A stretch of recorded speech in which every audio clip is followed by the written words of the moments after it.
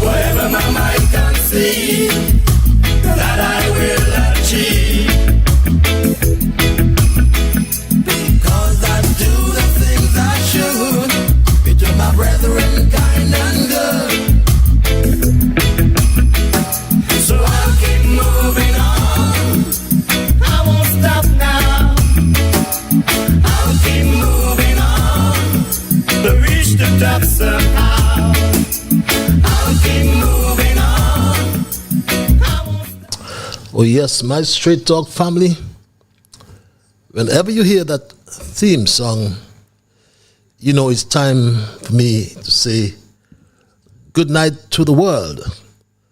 Time for me to, or rather I should say greetings to the world, because I can say other things to the world as well. So we're in so many different time zones. But when you hear that theme song, let me do it again.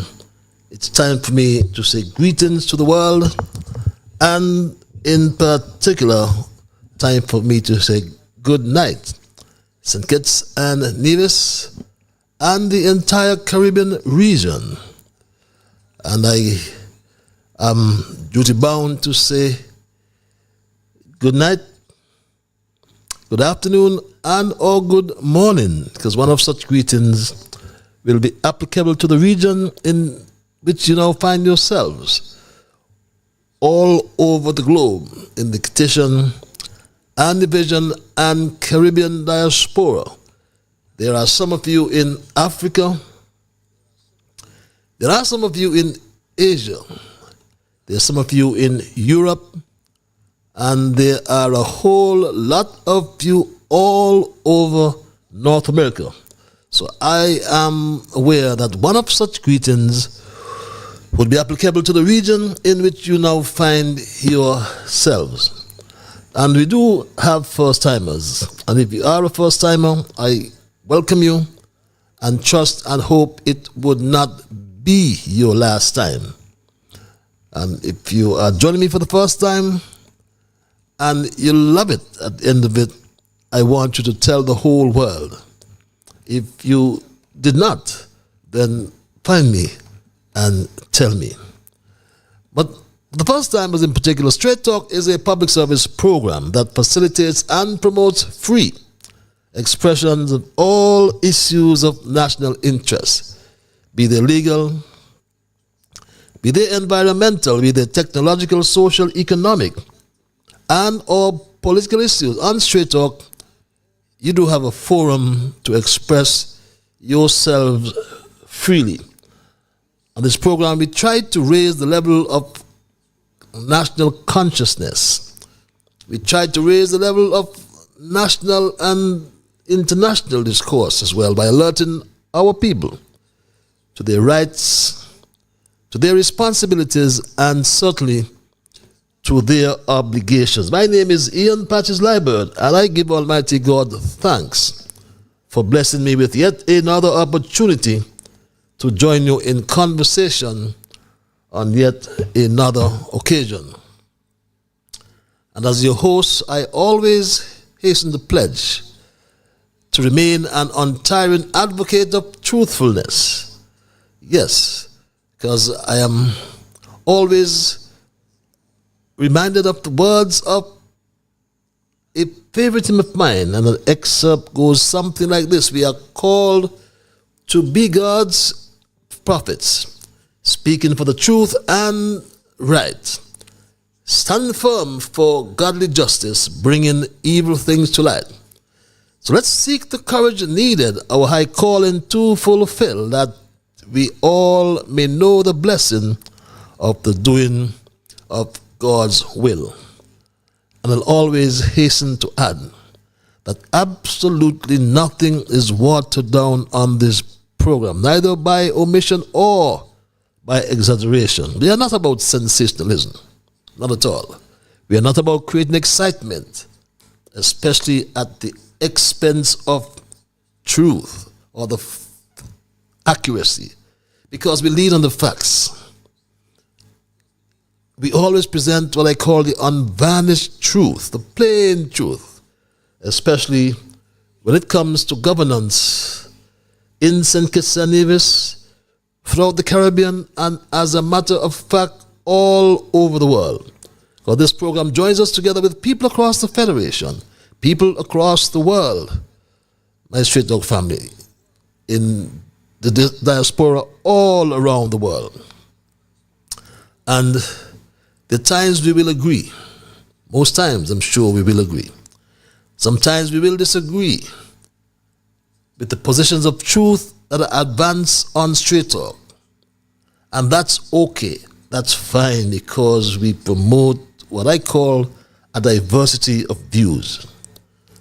But please don't sadden me and start to become disagreeable. Please don't you ever become disagreeable. Let us just agree to disagree. But let's thank Almighty God in the meantime, nonetheless, for helping us to understand, oh, how pleasant and oh, how good and how pleasant it is, rather, for brethren to dwell together in unity. Let us therefore hope and pray for the day when we will all sing His praise together. So welcome again, my people, and thanks for those who continue to share the link. As you bring first-timers, please continue to do so.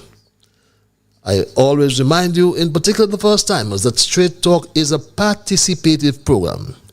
And by that I mean we include your calls, we include your emails, and if you're so minded calling, the numbers are on your screens. If you are one who like what I call the cloak of anonymity,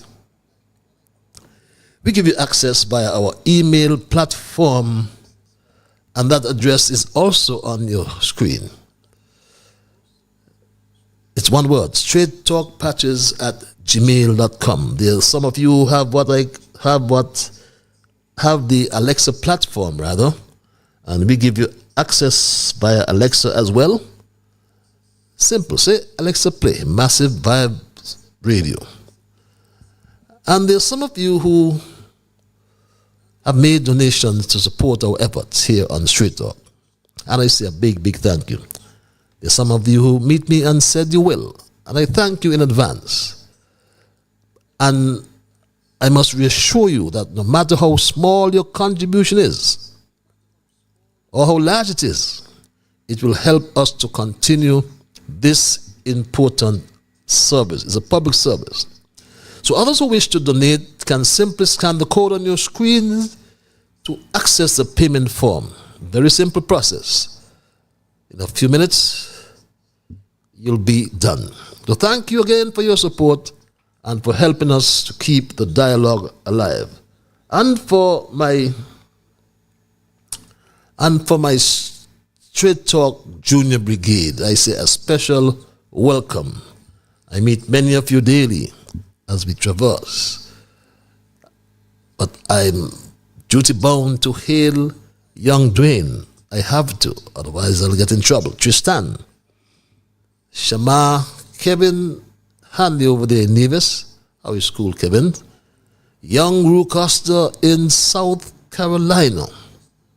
Jamal in Anguilla. Travis Travon up Ponds Extension. I saw either Travis or Travon. I always get mixed up with these two young guys. I saw Saraya today. How is Saraya? And my grandson Neymar, he's been waiting patiently to hear me call his name. Otherwise, I'll be in trouble. How is the special lady in St. Louis? I haven't heard the Texas Queen for some time. Trust you are well. But my Straight Talk family, welcome again to another edition of Straight Talk. And we normally begin with our observations in review. We highlight the current issues. We do some reflection. We ask some questions like what was accomplished, how it helped others, what changed since, what is expected next, and what new we learned as a people. And after our observations, we move right into our thesis for tonight, which I've titled False Victory Claim Puts Attorney General Lucifer in Legal Pickle. Yes, that will be interesting. Don't you move or change your link. Just spread the word that Straight Talk is live on social media, YouTube, Facebook, Alexa. And we have one observation tonight. One observation I chose to highlight tonight.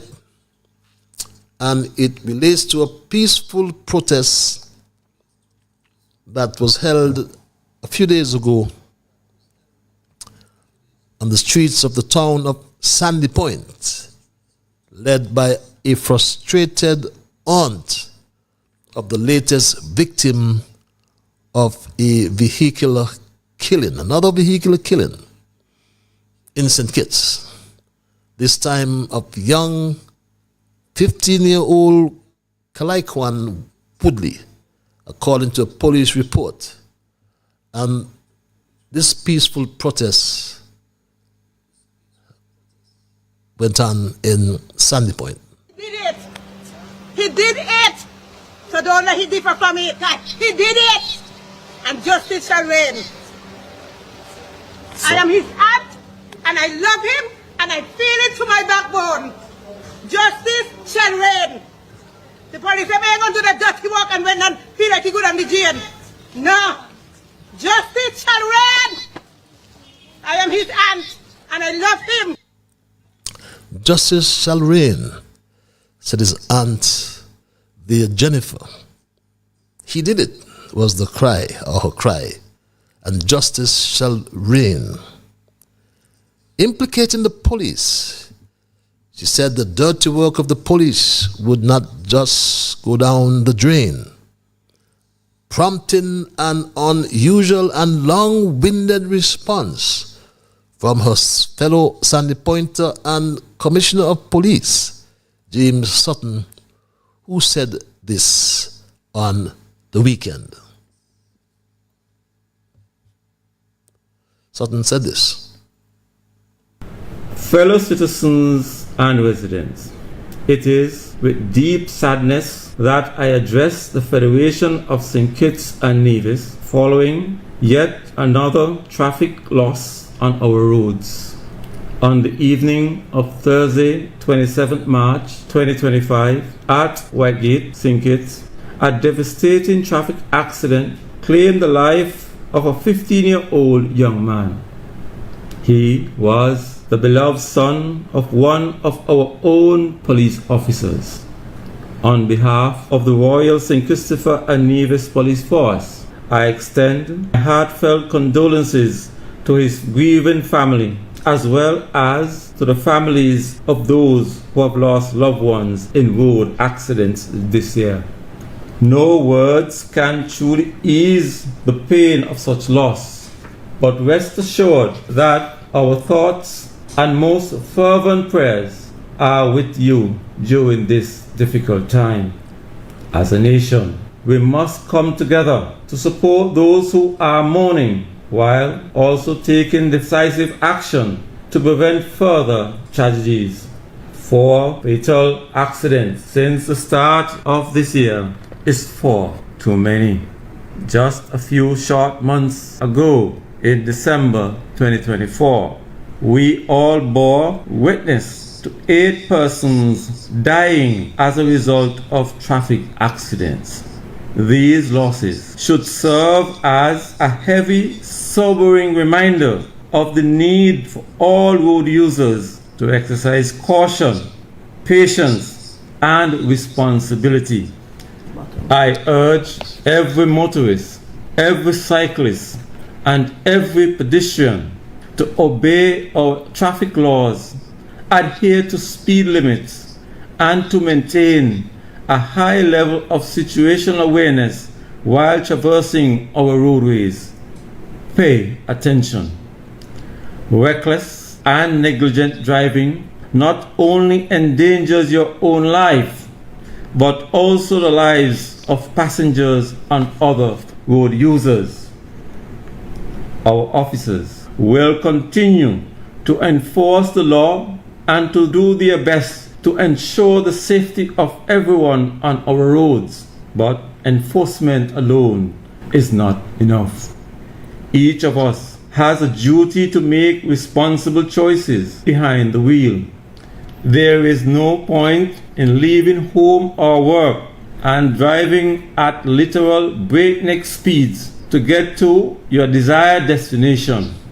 Though some of us may appear to defy injury and death by repeatedly breaking the traffic laws, do not forget the old saying, dog luck ain't cat luck.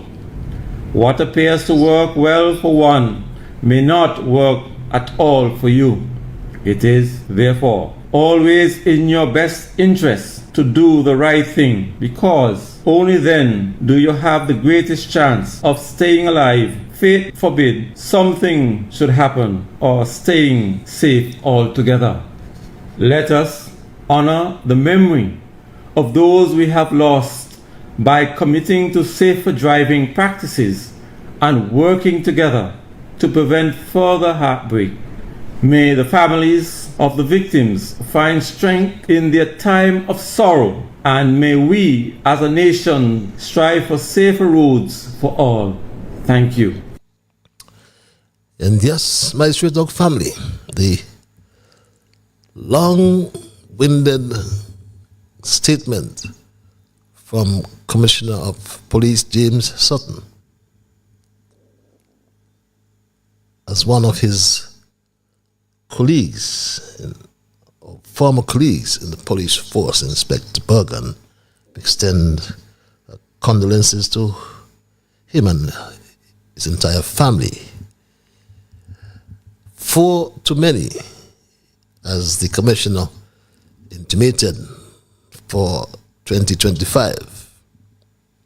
But 8 all told too many for 2024.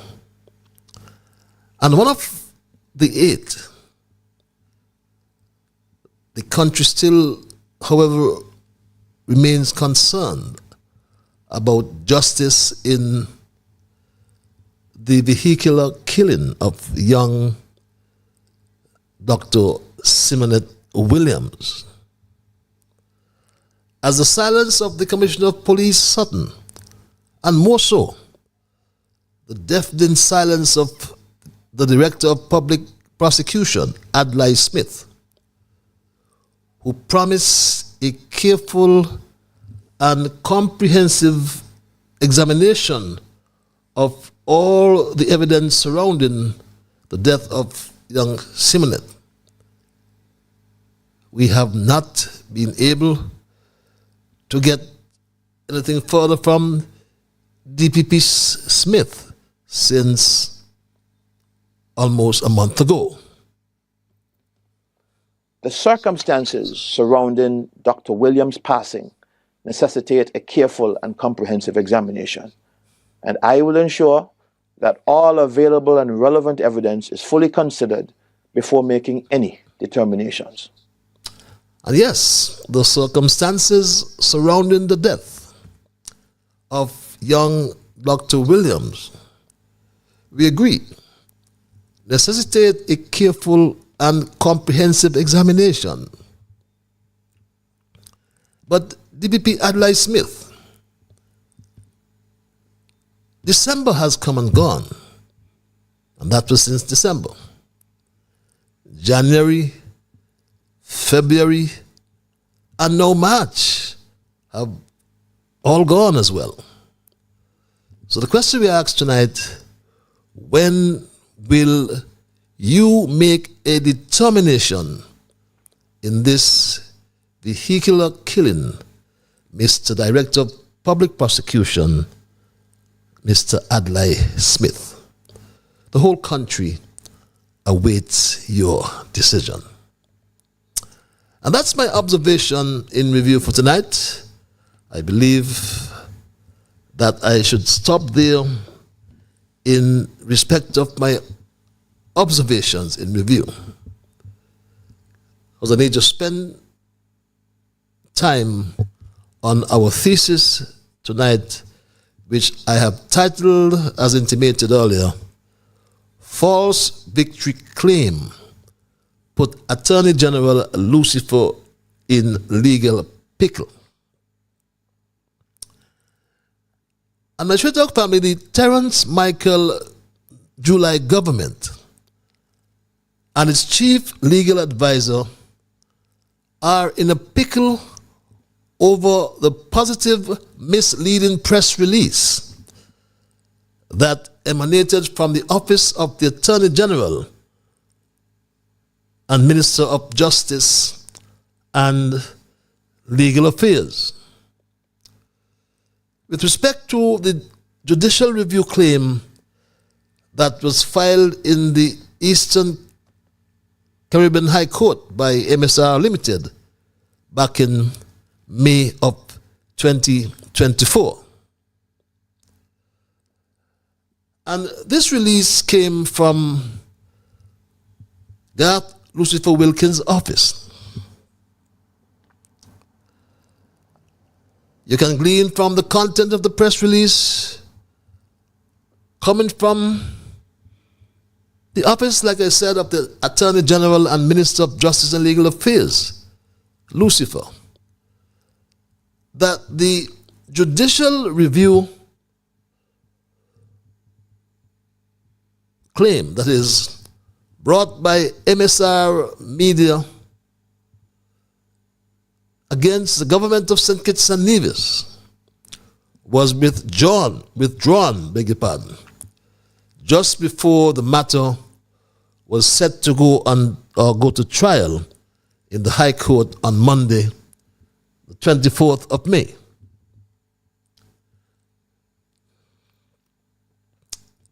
What am I saying? Monday, the 24th of March. That's last Monday. Beg your pardon, my Shwetalk family.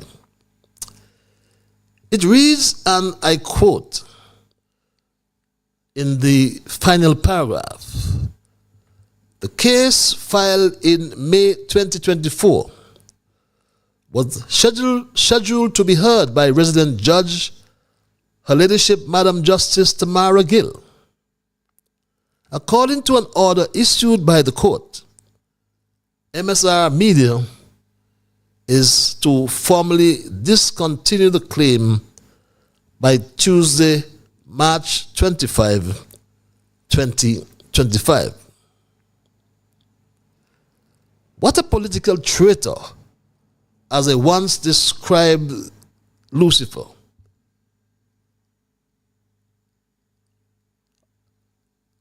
Because before him, or rather before who puts self above country, I once described him before as a political traitor who puts self above country. Claiming a false victory and positively misleading the country, Garth Lucifer Wilkins is once again, or yet again, a public embarrassment who has put the CBI in a more difficult situation. I sat in the court last year when the Solicitor General of St. Kitts and Nevis, Mrs. Simone Bullen Thompson, filed an affidavit with the court on behalf of Attorney General Garth Lucifer Wilkin to strike out the judicial review lawsuit filed against Prime Minister Terence Michael July by MSR Limited or Philippe Martinez. The Solicitor General told the court that the Chief Executive Officer of the Citizenship by Investment Unit, or Citizenship Investment Unit, I think that should be, Michael Martin, back then. She told the court that Martin was unaware of the price at which units were sold, since the CIU did not deal with the applicants who paid the investor directly, and the investor paid the legislated fees once due diligence was done and the application was approved. There was therefore no need for MSR's lawyer, King's Counsel Damien Kelsick, to cross-examine Michael Martin. However, I recall in court that day, King's Counsel Damien Kelsick had already filed affidavits from, I believe, was 158 applicants who apparently confessed to having paid less than US $175,000 for the application. Yes, the amount of US $175,000 per share was at that time the amount payable under the public benefit option. I provided this background information, my Straight Dog family, because on this program we can do nothing else but lean on the facts. We give you the unvarnished truth, as I said earlier. But what has been happening in our politics here in St. Kitts and Nevis and in the wider Caribbean, I mean, and as a matter of fact, all over the world. And a friend of mine put it in the famous words accredited to the genius Albert Einstein. We are all crazy, yes. We are all insane. And insanity is doing the same thing over and over again and expecting a different result. The words accredited to Einstein. And that's what's happening here in our beloved country, and like I said, wider afield. We put these governments from time to time, we elect these politicians, and they are just the same. The same set of khaki pants, as we say, we put in office over and over again and expect to get different results. Imagine, Garth Lucifer Wilkin has now placed the country in such a predicament, and we must ask, who can ever trust this Attorney General? We must also ask, is the Attorney General doing more than advising the Prime Minister? Recall, my Straight Dog family, recall that while in opposition, Terence Michael July referred to the prison project as a crime. These were his words, my Straight Dog family. Over $2 billion you are saying to the people will not come in the coffers of St. Kitts and Nevis? I mean, that's an irresponsible government, not over irresponsible. That is a crime. It is a crime that the government is committing, that under these strenuous circumstances, where people are having difficulty to meet their basic needs, and you are telling them, don't worry about $2 billion, it didn't come out your treasury. We can just sell your passport and put the money where we want to put it. That is a crime. Somebody needs to be brought to the court for that. Because think about it carefully. It is not right that something like that should happen. And I'm saying to the government to be more responsible with that. The St. Kitts Nevis Labour Party, on taking government, will make sure that it is more responsible with the people's money. There will be more transparency, more openness, and the people's money will be spent on the people. Imagine that. And he took office. Shortly thereafter, and as Prime Minister, Terence Michael July perpetuated the crime. He continued the crime he alluded to by signing over 22,000 passports. Yes, he signed over 22,000 certificates of registration. That Lucifer Wilkin, recall my Straight Dog family, referred to the prison project as a good scam. See his WhatsApp message to his friend, Gada. Think about it, my Straight Dog family. If it was a good scam, why did Garth Lucifer Wilkin advise Terence Michael July it was okay to sign those passports? Yes, he did. Garth Lucifer Wilkin is the chief legal advisor to the Prime Minister. He is. And he confirmed that to us pretty early. The Attorney General, by definition, is the legal advisor to the government. Okay. Most things that government does has to be vetted for legality first. So that is why that concept of engine of the government is so accurate.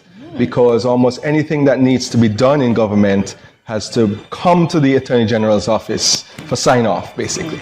You know, contracts, any opinions, any claims, any constitutional matters, all of that comes to the office of the Attorney General.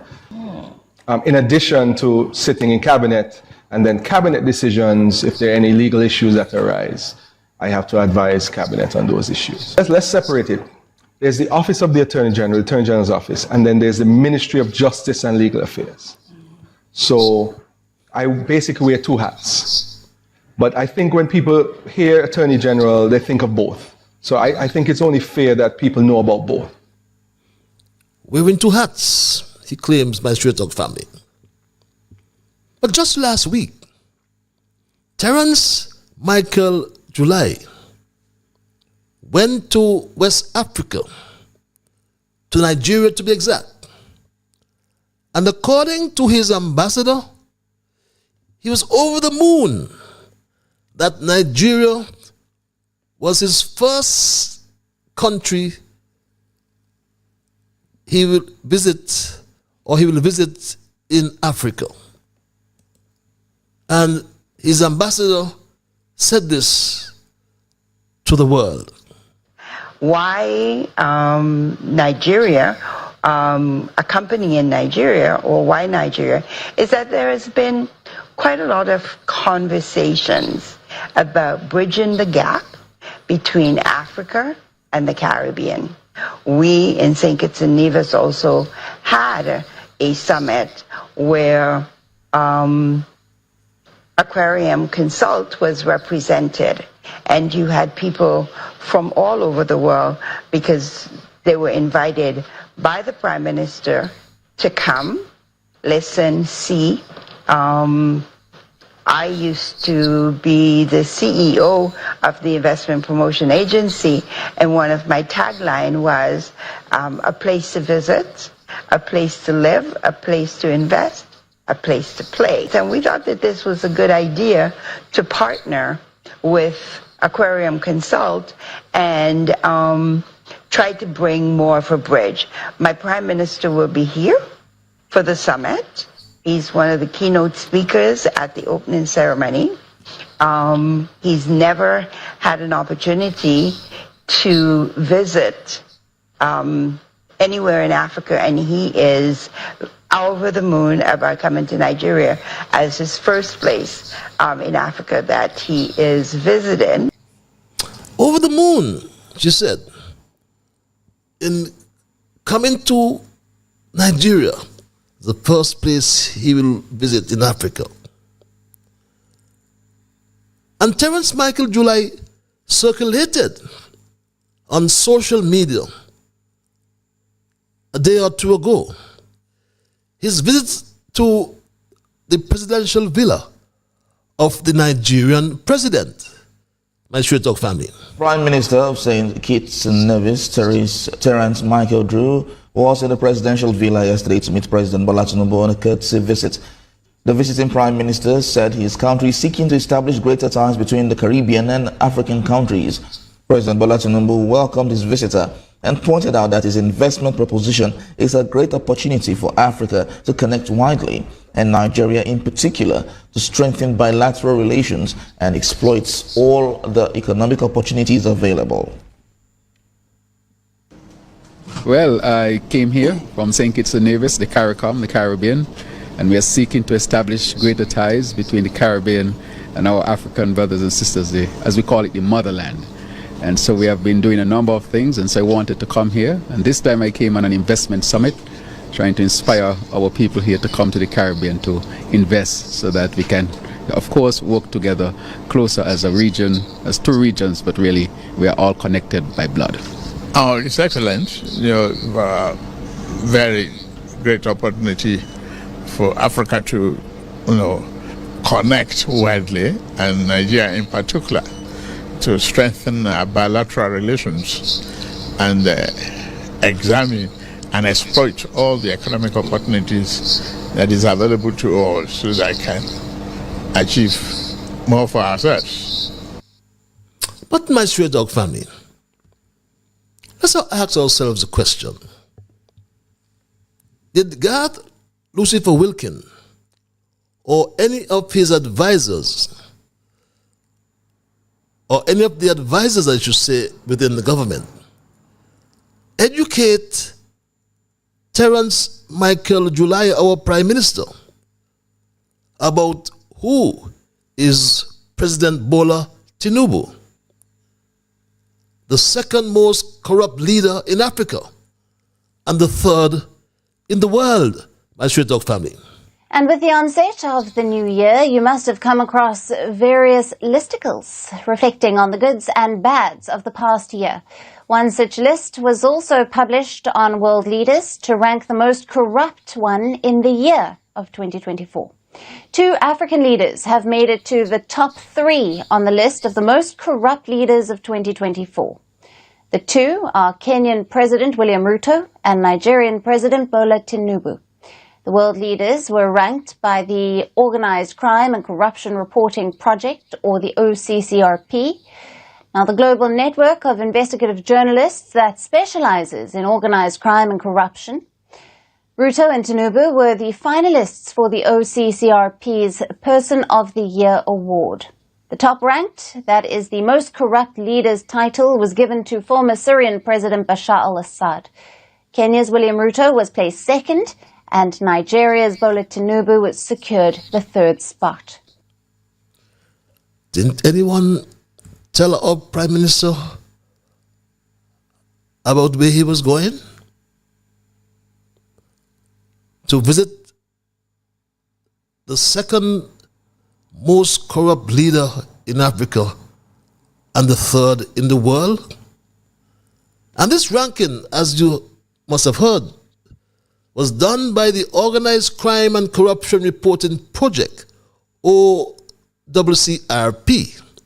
which is a global network of investigative journalists dedicated to exposing organized crime and corruption. It was founded in 2006, and the OCCRP focuses on reporting complex stories that often cross national borders, highlighting the interplay between crime and corruption in various countries. It focuses on accountability.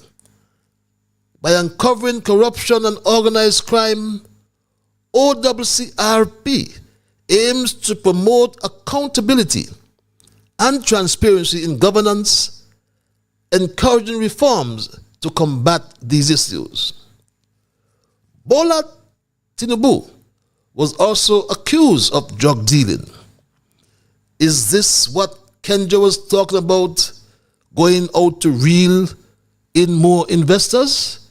Remember, our own Kenja said this about going out to reel in more investors.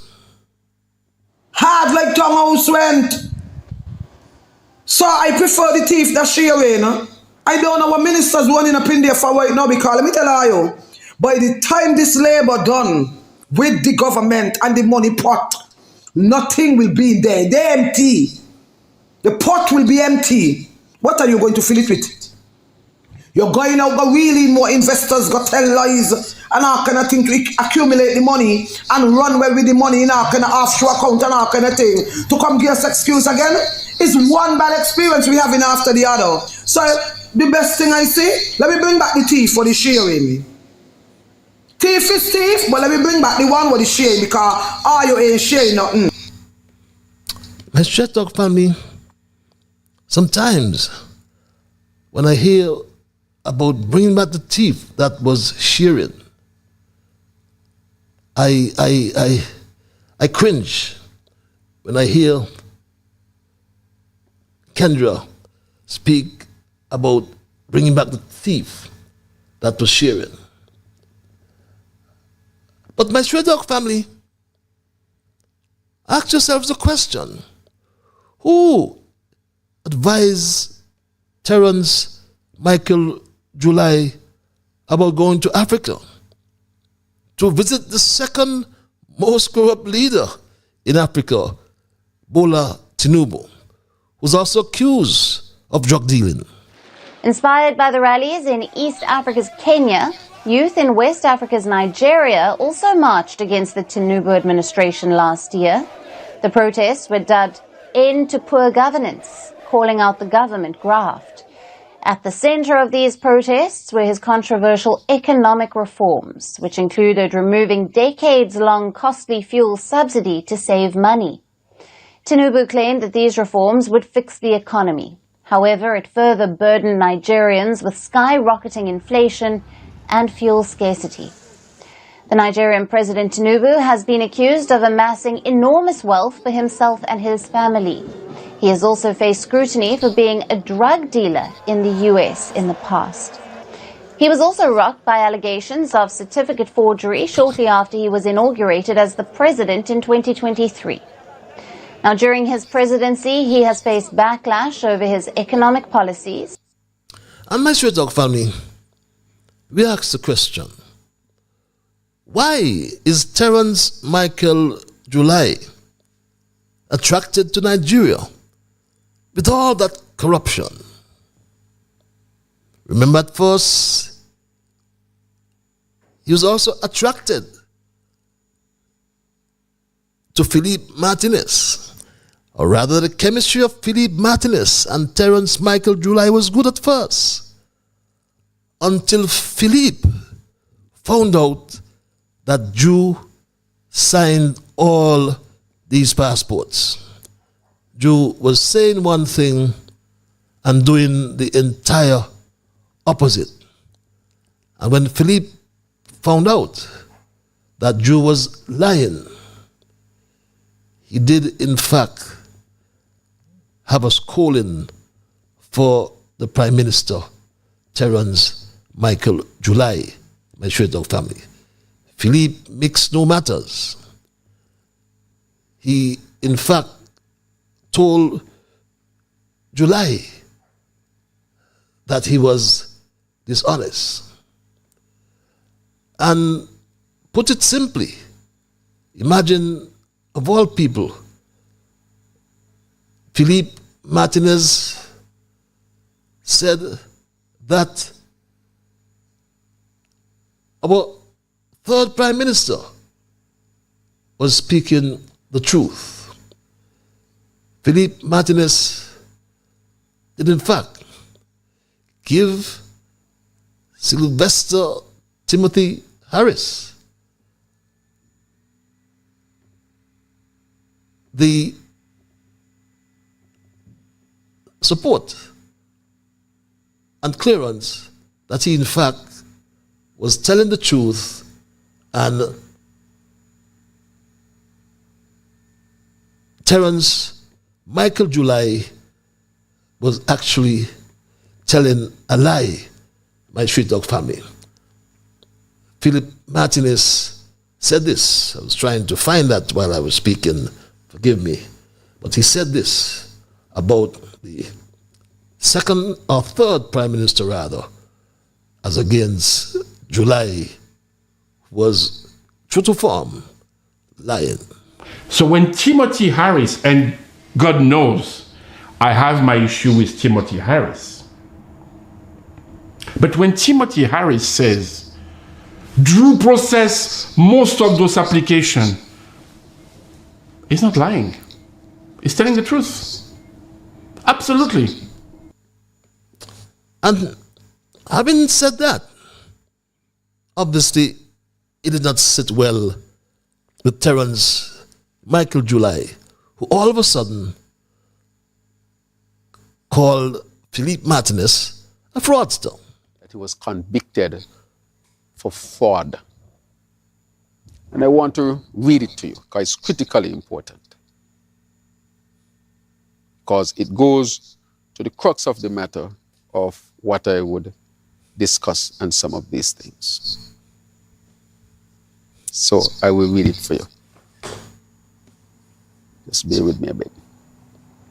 But while you're trying to be with him, my Street Dog family, it has to be concluded that Terence Michael July acted unlawfully by signing these passports, 22,000 CORs, we understand.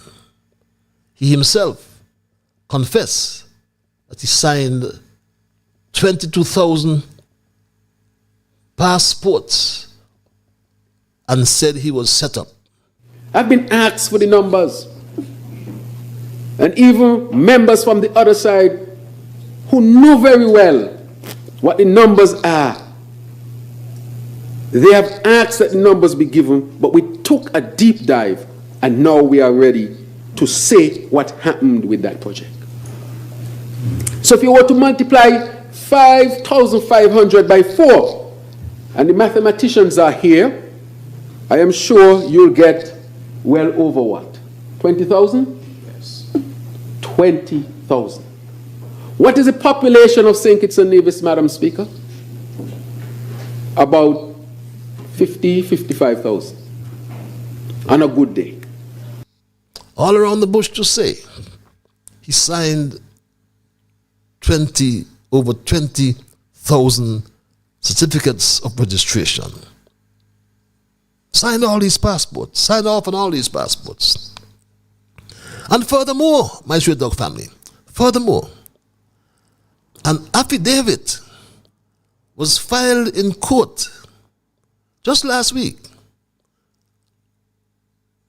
on behalf of Garth Lucifer Wilkin, confirming that of the 158 applications, some 32 of these applicants have paid the difference as per the letter from the permanent secretary demanding that very piece of action. And my Street Dog family, we've also learned that Philippe Martinez has filed a whistleblower complaint with the Department of Justice and FinCEN, my Street Dog family. That is the latest we have heard about this twist in this saga. That my American lawyers in Washington have filed a 32-page document, which is a whistleblower complaint at the U.S. Department of Justice and at FinCEN, which is the Financial Crime network in the United States. And therefore, there are things that I can say and things that I cannot say. Monsieur Zog family, if Philippe Martinez of MSR Limited filed a whistleblower complaint in the United States of America regarding the citizenship and investment program in St. Kitts and Nevis, it could have several potential effects on our program, depending on the nature of the complaint and the response from the authorities. You can think of reputational risk. The complaint could damage the reputation, or further damage, I should say, the reputation of the CBI program in St. Kitts and Nevis. If the whistleblower's claims highlight issues like corruption, misuse of funds, or illegal activities associated with the program, it could lead to negative or more negative publicity, because there is already negative publicity, both internationally, regionally, and locally. And this has already caused a reduction in investor confidence in the program. The U.S. authorities or potentially other international bodies like the European Union may investigate this whistleblower complaint. And my Straight Talk family, investors considering the CBI program of St. Kitts and Nevis may be deterred by negative news and allegations of misconduct, leading to a reduction in applications, which we have already seen, and potentially revenue generated from the program. And countries offering similar programs have already started to benefit as St. Kitts and Nevis faces setbacks or declines in demand. And if these allegations are substantiated, legal action could be taken against individuals or entities involved in misconduct related to the CBI program. Diplomatic relations between St. Kitts and Nevis and the U.S. could be further affected, especially if the U.S. government takes any actions that could impact the country's international standing. My Straight Talk family, Garth Lucifer Wilkin, or the lawyer representing him as the Attorney General, standing for the Prime Minister July, who was named in this claim. But he filed an affidavit, as I said earlier, to confirm collecting money from 32 applicants and committed to collect the remainder of the 158 applicants as per Philippe Martinez's affidavit. The Terence Michael July government, through Garth Lucifer Wilkin, also gave a commitment to collect from the over 5,000 applicants who apparently, or it is alleged to have paid less than the legislated US $175,000. The Attorney General, Garth Lucifer Wilkin, therefore positively misled the country, and as such, King's Counsel Damon Kelsick, on behalf of MSR Media Limited, has moved. We are or have been reliably informed, have moved to vacate the order of Justice Gill. But if that fails, we are told, if that fails, then Straight Talk is reliably informed that the judicial review claim would be refiled in the court. Meanwhile, Philippe Martinez says that he is in possession of banking information regarding the purchase of a condominium in Dubai by a minister of government.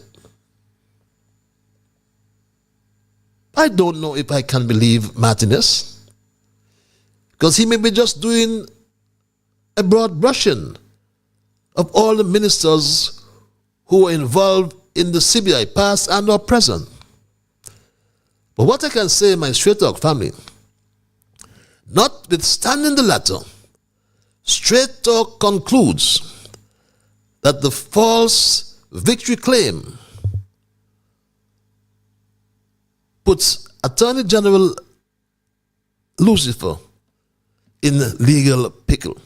And that's my story for tonight, my Straight Talk family. And I'll open the lines and entertain your calls and your emails. And when I do so, and I'll do so momentarily, I anticipate that you will respect others. And of course, to achieve that, you must first respect yourselves. Let us try to be fair to all concerned. And my Straight Talk family, let us try to build friendship. And in the process of saying and or doing all those things, let us strive to build a kinder, gentler St. Kitts and Nevis. It's 4 minutes before the 9 o'clock hour, and we go straight to the lines and say good night to our first caller. Caller, you're live. Good night, Mr. Liburd. Good night, my dear. Always in first, eh? The quote for this evening: a traitor may gain power and wealth,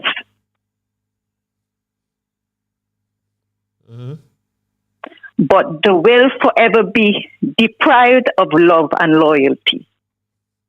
But they will forever be deprived.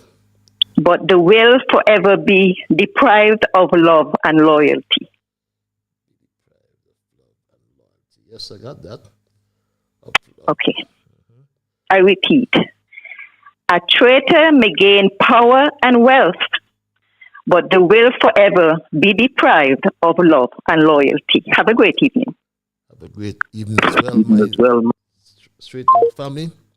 And always provides some quotations that gives us much food for thought. A traitor, this caller said, will gain power and wealth, but they will be deprived forever of love and loyalty. Yes, my Straight Talk family, it's 2 minutes before the 9 o'clock hour. And just to inform my Straight Talk family in the meanwhile as well, that I had a chat with our Straight Talk elder culture today. And just to let you know that he is doing satisfactory, I can say. Not in a position to call in at this point, but he is like the good old soldier, standing with, still with his guns in his hands. And we say good night to culture. Although he doesn't call, we're told, or he told me, a matter of fact, that he listens. So I know he's listening. Then my sister Joan, who takes good care of him, I'm sure makes certain that he has his radio turned or his equipment turned up loud, my Straight Talk family. And if you have just joined me, we are looking and examining our thesis for tonight. False victory claim puts Attorney General Lucifer in legal pickle. Because my Straight Talk family, as I mentioned earlier, for those who may have just joined me, the AG got out the blocks early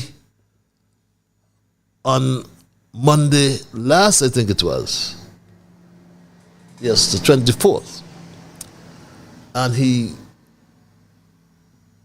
positively misled the country and the world with this press release that came from his office.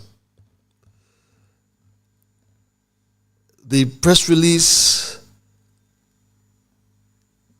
with respect to the judicial review claim that was filed back in May of 2024. You can glean from the content that the media, the MSR media claim against the government of St. Kitts Nevis, or a matter of fact against Prime Minister Drew, was withdrawn just before the matter was set to go to the trial.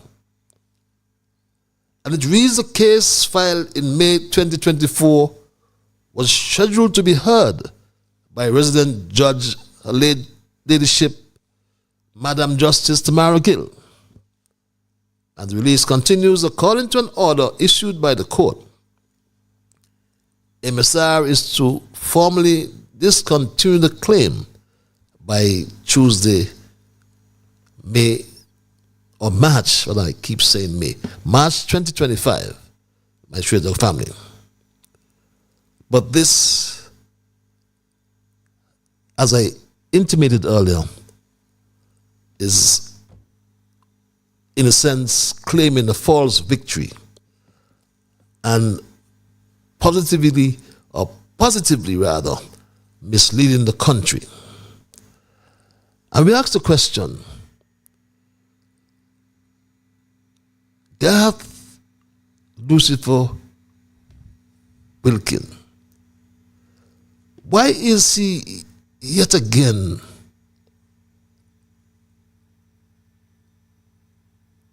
allowed to be a public embarrassment? He has now put the CBI in a more difficult situation, my Straight Dog family. And as I said, now we have learned that a whistleblower complaint has been lodged with the Department of Justice and FinCEN. That my American lawyers in Washington have filed a 32-page document, which is a whistleblower complaint at the U.S. Department of Justice and at FinCEN, which is the financial crime network in the United States.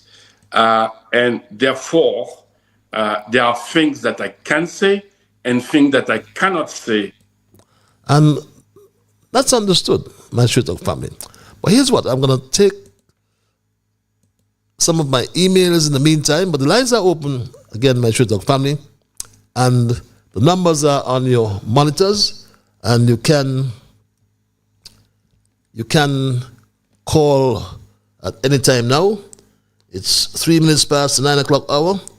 I will avoid being oversupplied with emails by just dispensing up these emails as I go along. I'll take this, or let me take this call before I go to the emails. A caller, you're live. Good night. James, good night. Good night, sir. How are you? I am peaceful. Yourself? Okay, I'm peaceful too. Thanks to listening to you again another Monday night. You've got the glory. Extend our life for many more days. It's great things he has done. Great so, Patrick, right. So let us give God the glory for everything, you know, the good and the bad, you know. Yes, sir. Patrick, can you break down the meaning of Citizen for Investment program for me? What is the content of it? Well, in a nutshell, it's a foreign direct investment program. It's been around since 1983, but it's got its greatest attention as of 2006, when the second Prime Minister, and I think I recognize the voice, now your good friend, introduced the SIDF component, the Sugar Industry Diversification Foundation component, in absence of the, upon closure, I should say, of the sugar industry after some 300 years. It started with a contribution, and it started as well with quite a lot of issues, as you would recall that back in 2014, I think it was. As a matter of fact, in 2008, the United States, what was it? Which department? One of the departments there that deals with security raised some issues about the program in terms of its threat to the national security of the U.S. But it's, in a nutshell, it's a program where there are different options. The current options, you have this, as we were speaking tonight, that was the public benefit option, where an investor is allowed to develop a capital project, sell shares through the CBI, and then they hand over the project to the government upon completion. And those who contribute to the program, who buy shares, have an option of getting one of our passports. I hope I explained that to you. So in a nutshell, my layman understanding that Senki does not sell passport then. That was my bad here. I'm sorry about that. Yeah. So my question was that. Well, it's my question. it's debatable. You understand what I said just now, right? Yes. It is debatable, my dear brother. It is debatable because it's like a commodity. You have some people gave you a contribution back then for $200,000 and collected a passport. You know, there are cases where you had the real estate option where you have real investment. You know, people come in and build real estate, and then they can get a passport. But when they come, I think people say they sell the passports because a guy can sit someplace, wherever he or she is, and make a contribution back then under the SIDF to a foundation. They don't even come to St. Kitts, and they get a passport. So that's where the concept of being sold came in. So in a lemon tone of my understanding of that, in a lemon tone of my understanding of that, I'm not hearing you. Yeah, go ahead. We'll be listening to you. Yeah, in a lemon tone of my understanding of that St. Kitts government does not sell passport. The person would make a contribution, and in other token, St. Kitts will give them a passport as a token of appreciation of investment in the country. Well, I mean, the people have their different views on it. You know, it's like a passport, a commodity. But what is the right view? As you was a politician, a farmer, you know, a farmer senator of the government. What is the right? So I as a layman can understand. The sentence of it and the fundamental truth of it. You're not a layman. I know you're not a layman, right? The issue is, if you ask me, it's, as I said, it's a way it's foreign direct investment. That's how we put it. And that's how it's classified, right? But I am saying how it's done in some in some of the actual, the options, it does in fact look as if you're selling a commodity, which is a passport. And we can't get away from that. That's my humble view. So you hear the word, Citizens for Investment Program. Citizens by Investment. Citizens by Investment Program. So in actuality, with my common layman sense, I would understand that the person would make an investment into the country, and in return, but the investment have a certain standard of money that they have to invest. Then in return, the government give them a token. Okay, for your contribution to my country, here's a passport that maybe costs $250,000. But I am not selling you the passport like I would just take a passport and sell. I recognize that is what not the government is saying they are doing. They are creating an investment, and by creating an investment, then the person gets a compliment of a passport. So what you have an issue with? You have an issue, but I'm not quite certain what the issue is, though. No. The issue that I have, not that I want to get the proper understanding from someone like you or other people who are listening, does not go with the notion that St. is selling passports like wildfire. Well, as I said, like a drunken sailor man. As I said to you before, it depends on the option that you're using. As you just said, somebody stays in Timbuktu and sends $100,000 US, which they get from some piggy bank, some rich guy. Sends it to you. It doesn't even come to your country, and you do some due diligence, and in return, as you said, it cost him. That's the word you use. It cost him. So if something costs him, you got to buy it. So it cost him $200,000, and you send the dispatcher passport to him. Depends on the option. As I said, it's different in terms of the real estate option, where you have a tangible asset being put in the country. But make your final point, and let's move on now. Okay, when your former prime minister took up so many passports and gave it to Galaxy, the Chinese company, to sell to Billy prison. What was the real fundamental background of that? I thought you said that was a trading. That was a trading. I thought you said it was the selling them. Well, I'm asking you a question, Mr. Patrick. I'm gonna get you up the line now after my response, right? Yeah. Somebody's waiting. Okay. Thank you. The prison project is under what they call the public benefit option, whereby an investor builds a project, a facility like the prison, and sell shares on through the CBI. The question is the quantum, the amount of shares that were given to this investor in comparison with the cost of a prison. That if you ask me, I ask the question, how could Skipper rationalize 5,000 passports for a prison costing, I think it was $80 million? And I cannot rationalize that.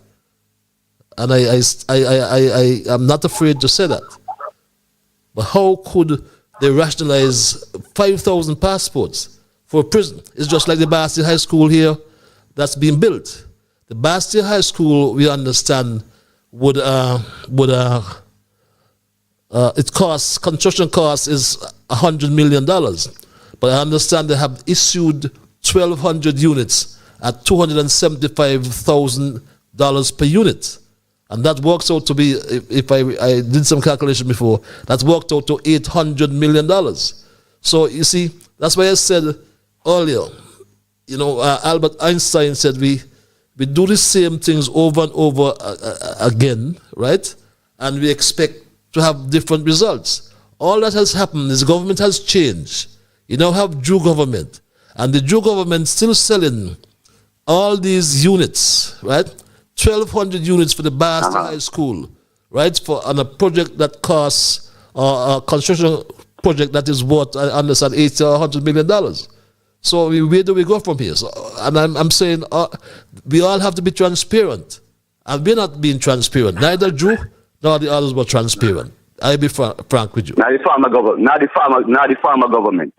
government. I can. When I was there, I can tell you what happened, but I wasn't there for 2 years. I can't tell you, and we don't have all the facts, and we just don't get the facts. And it's about time we change that.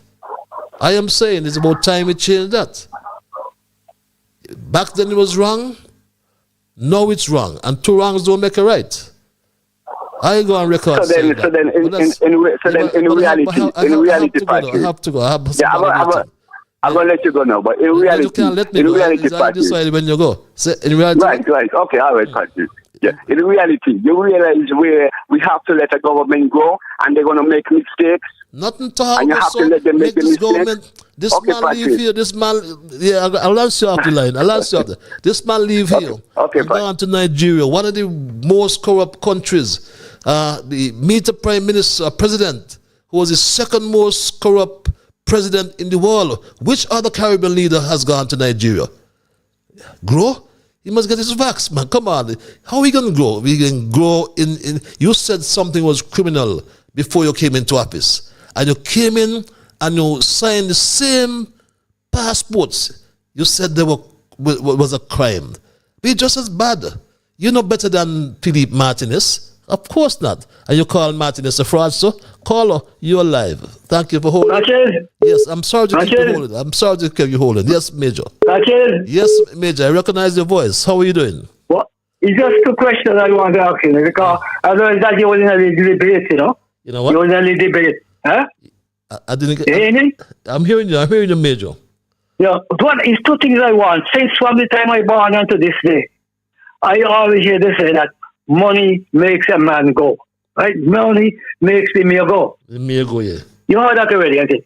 And then after going a little further, it says that he that have little shall have less, and even that will be taken away from him. So what do you understand by that? You're an Englishman now.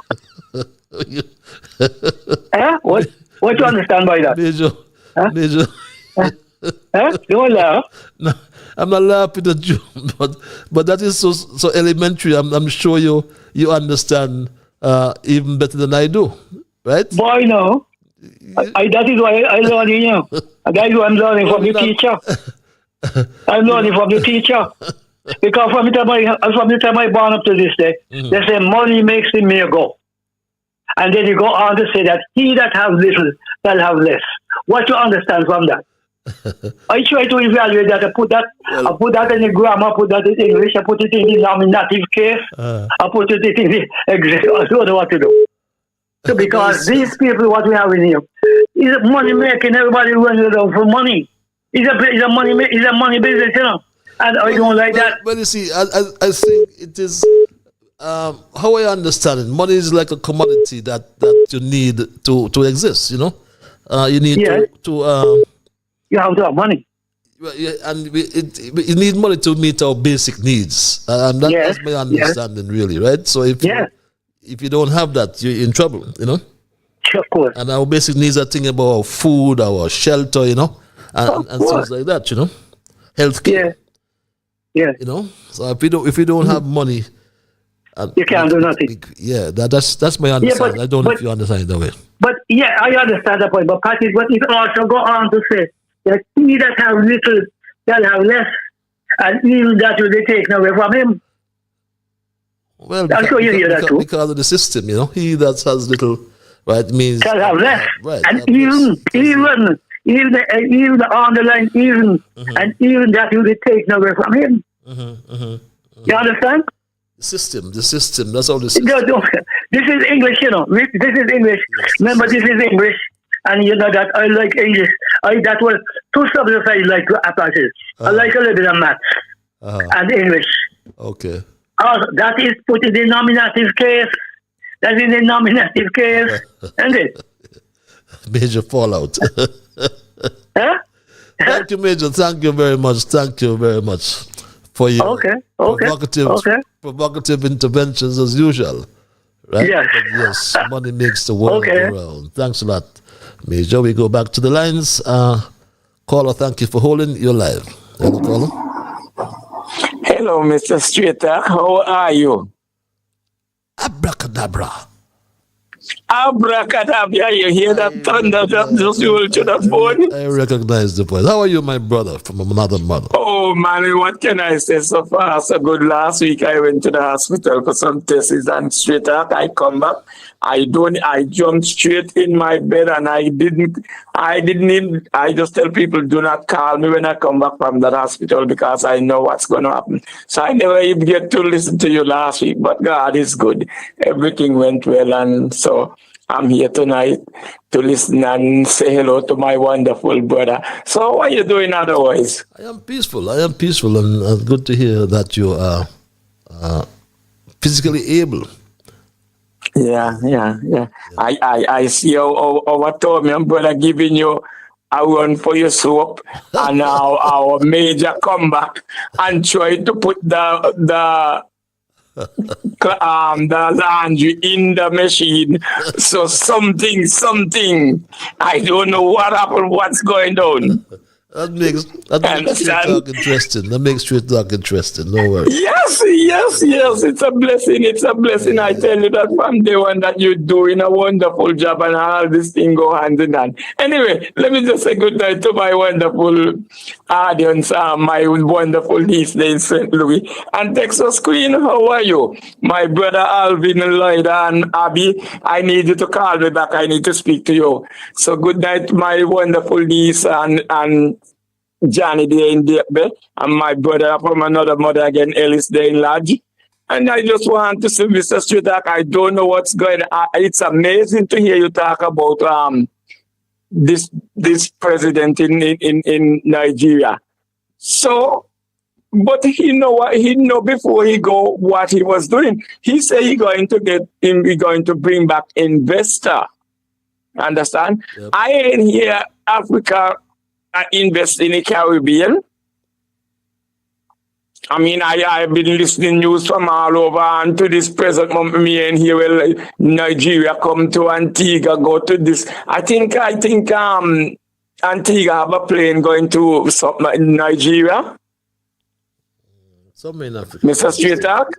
I'm not certain if it still operates. Yes, some kind of plane is I remember hearing about it, that was going to one of them. I don't know if it's Nigeria or what, but I remember hearing the Prime Minister talk about it some time ago. But that's the kind of investment that Antigua have with over there. So I wonder what he's going to bring back. Because he said that's what he going to do, to bring back investment to St. Kitts. You understand? So I am patiently waiting to him to come back and be like Hurricane Senior Trump to say, well, I'm bringing we're gonna have this, we're gonna get this from Africa. You know, that's what I want to hear him says when he come back, because he said that's what he went to do. You know, bring back investors.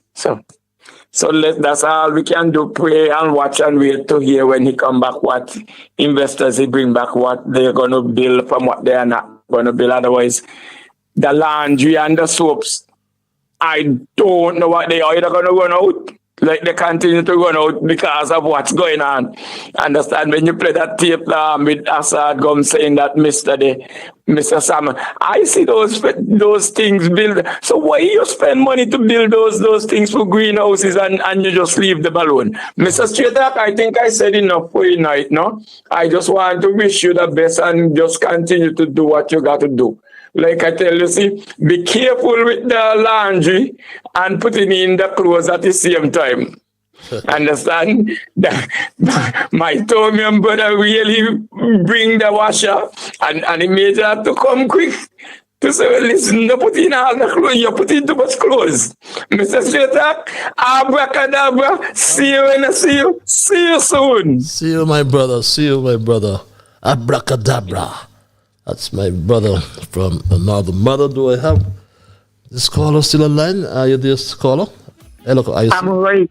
I'm right here. I'm so sorry to have kept you waiting so long. Good evening. Good evening, my dear. I'm giving God thanks for another day. Okay, we all do. That's my dimple lady. Yes, I got you.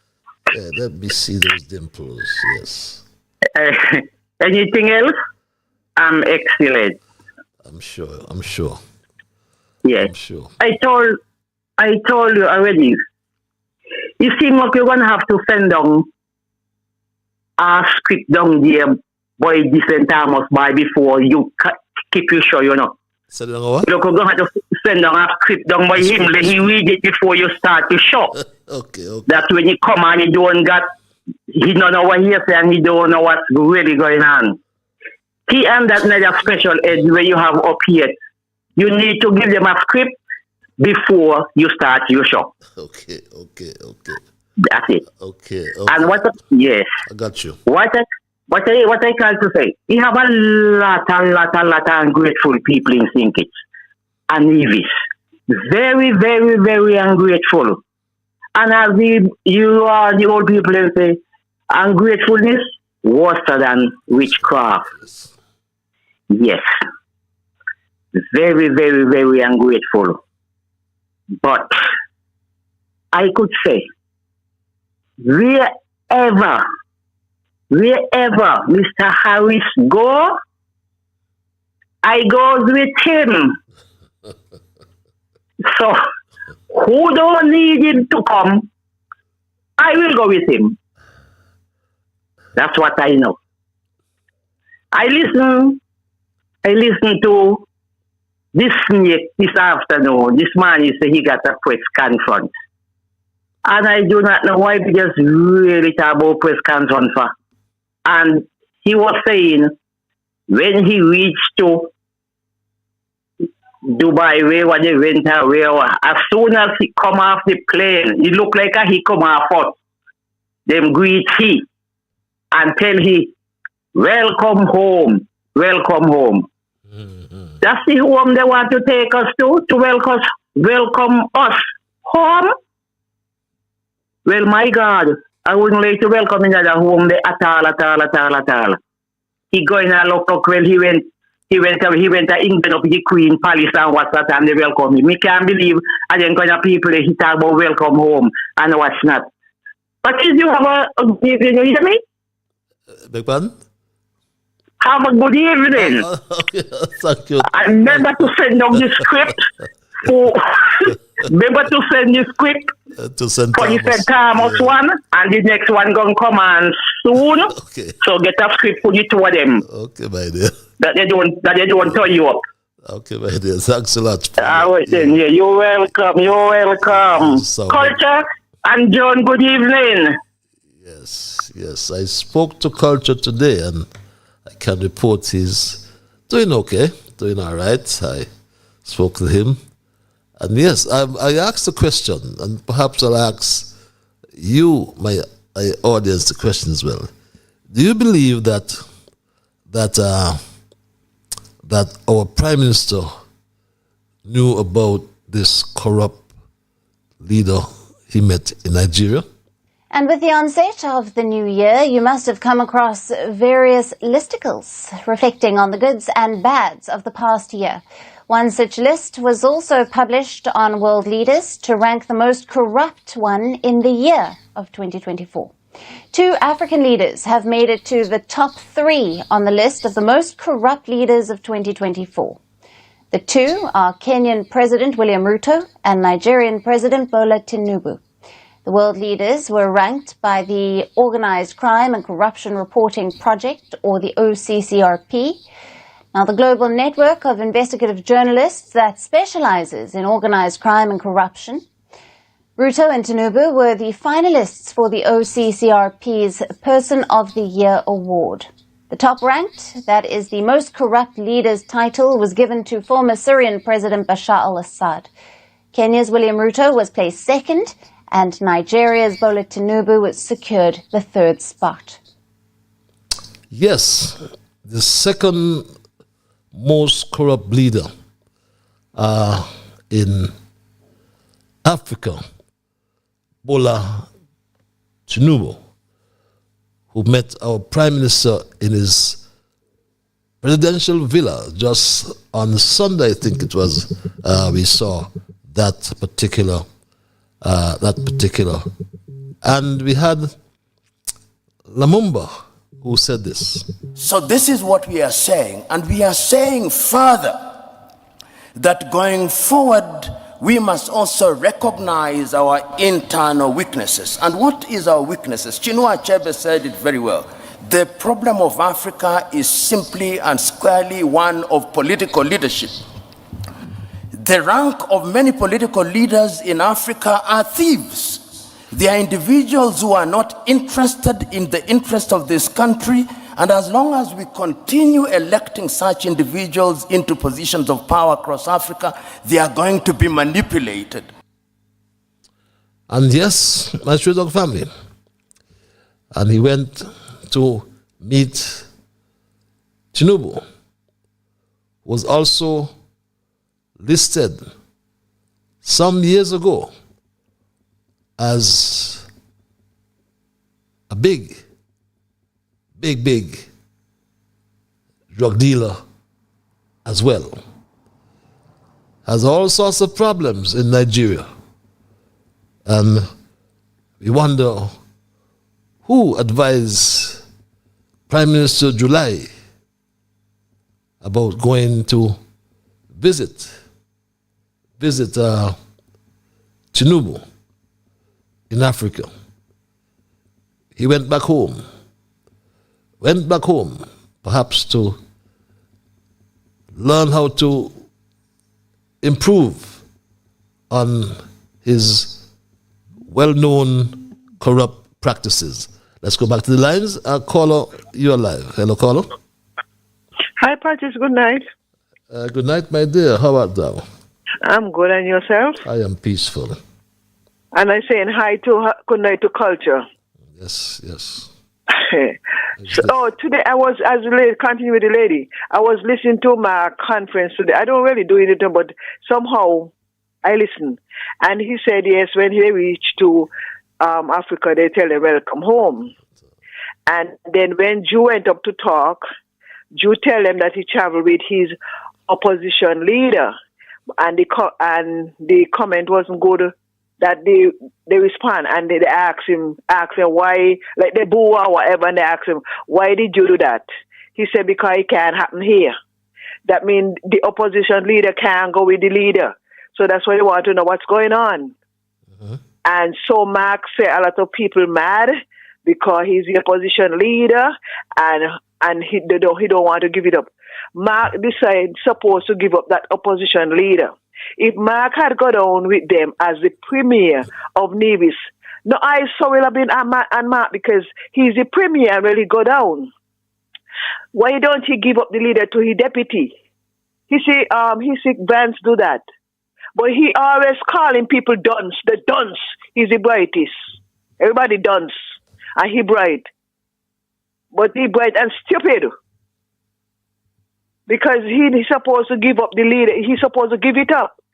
That's why the African them telling them that the opposition don't mix with the government. Sure. And he don't understand that. And he doing that is conflict of interest. You can't go on cattle back and bang cattle. You're the premier up there. You need the help from the federal government. If you give up this opposition leader and go, and when you go as a premier. Mm-hmm. But he want to be superstar something. Or he want to, if he like that, that means he with the government. So therefore, it's a one state party we have. We don't have nobody to represent. That's why the African them dear them. So anyway, that's all I have to say so far. Thanks a lot. You said a lot, my dear. Thanks. Bye. Thanks for your contribution, Mr. Liburd. Reads this email. I appreciated the Orthodox brother in the USVI who called into Straight Talk and asked for forgiveness for some of the previous things he had said, but had no tangible evidence to validate his accusations. He had the courage to redeem himself and poignantly asked to be forgiven. That was great of him. However, I just wanted to point out one of his misconceptions, and that is, he had Harris was looking after himself and not the citizens. Brother Orthodox, you have been misinformed. The majority of people in the Federation, Labour, PAM, Unity, NRP, and CCM will tell you that Harris looked after the people in the Federation well. The $500 he gave to the poor, needy, and vulnerable is testament that he ensured that they were well cared for. Sadly and ironically, Dr. Jew promised if elected he will increase the 500 to 1,500, and the electorate fell for that and was caught unaware by voting for Jew Labour government. And after his election, he cut off thousands of poor people from the $500. Now, Brother Orthodox, Now that you've redeemed yourself, I think you owe Harris a public apology. Reads this email. Kennedy Simmons, I have lost all respect for you now. I cannot refer to you as an honorable man anymore because you have disrespected yourself and the entire country. A big PAM supporter last week sent me a video with you making some ridiculous political statements, and he asked me what I think. Having viewed the video, I am left with no other alternative but to tell you quite frankly that you have disgraced yourself to the lowest level and compromised your status of national hero because of your unfounded and baseless attack on Dr. Harris. Why are you so timid and apprehensive of Harris, a man who has led his country par excellence and served his people with unfailing interest, even at this stage? Unlike you who served as though you were a demigod with dictatorial powers, just with demagogue, right? Is that demanding that all radio stations, including Radio Paradise, forego their scheduled programs and tune in to ZIZ whenever you are making a broadcast? Your attitude, hatred, and despising of Harris is indicative of him killing a priest. Harris, along with your personal friend Mark and the rest of the cabinet, desists from intervening in police cases and therefore couldn't stop the several criminal matters brought against your son. Seemingly you forget that you are not in charge anymore. When this preferential treatment was given in the last election, you were a contributing factor for the dismantling of team unity with your bad advice given to Sean and Mark, coupled with those dumb, stupid statements you made that was so favorable to the Labour Party and gained them victory. Now in the video, you are calling on PLP supporters to come to join PAM, but telling them don't bring Harris with them. Simmons, for real? Are you serious or are you getting senile? How the hell do you expect them to come without their leader? You are given the impression that Harris is such a wicked man when you fully well know that when you were in office, the gross moral turpitude you meted out to people was immeasurable. If Straight Talk would permit me to come back and remind you of some nasty things you did, I will come back. Bye for now. Reads this email. This other email reads, a pleasant good night to you, Patches. Patches, Dr. Jeffrey Hanley did not speak in a bouillon cup, as your grandmother would say, when someone was talking straight, when he told the nation early o'clock during the election campaign that he was a slow student. Jeffrey was very honest with us as he told us exactly who is he, as he knows himself better than anyone else. But people just laughed, thinking that he was joking. The people failed to know that Jeffrey is not Patches Liburd, who was our representative, because Patches was always seen walking to and fro along the highways and byways of the constituency with a diary as he took notes of the concerns and needs of the constituents. Patches not only took notes, but he ensured that our needs were met speedily with any fanfare or public pronouncements or photo ops. I remember Patches going back and forth with contractors, showing them what needed to be done. Patches fulfilled all his promises to us and went above and beyond for his constituents. I remember when Patches built too much needed sidewalk next to Best Buy supermarket and Rams Cash and Carry at Bird Rock. Patches, I thank you for your vision for that sidewalk. It is saving lives. Fast forward to Jeffrey. All he does is send out daily happy birthday on his Facebook page to the constituents. Then every now and then he drives through the constituency with a loudspeaker to remind us that he's still alive. Instead of Jeffrey do like what Patches used to do in visiting the people and interact with us to find out our changing needs, Jeffrey saw it fit to clear a small piece of land on Manchester Avenue and put in a few tea bush and call it the community tea garden. Jeffrey, the slow student, doesn't even know that plants need water, so he planted tea bush and forgot them. Then the following morning, the sun killed all the plants because he didn't put any water in the garden. And the people vexed with Jeffrey, even though he gave them prior notice that he was a slow student. Patches, if Jeffrey can't manage a simple tea-bush garden, then how could we expect him to manage all those ministries he is responsible for? The thing he named Patches. Patches, let me ask you this question. If you boarded a British Airways flight at Gatwick to come to St. Kitts, and just as the airplane is about to taxi for departure, and you hear the pilot announce on the intercom that this is his first time flying a plane, as all his precious previous experience was driving tractors. Patches, you wouldn't bawl out motto and run helter-skelter down the emergency exit and get off? Thank you, Patches, and do enjoy the remainder of your show. Thank you very much for this email. I am going to try to juggle my calls with my emails as well, my dear Straight Talk family. I take this other email. Get the federal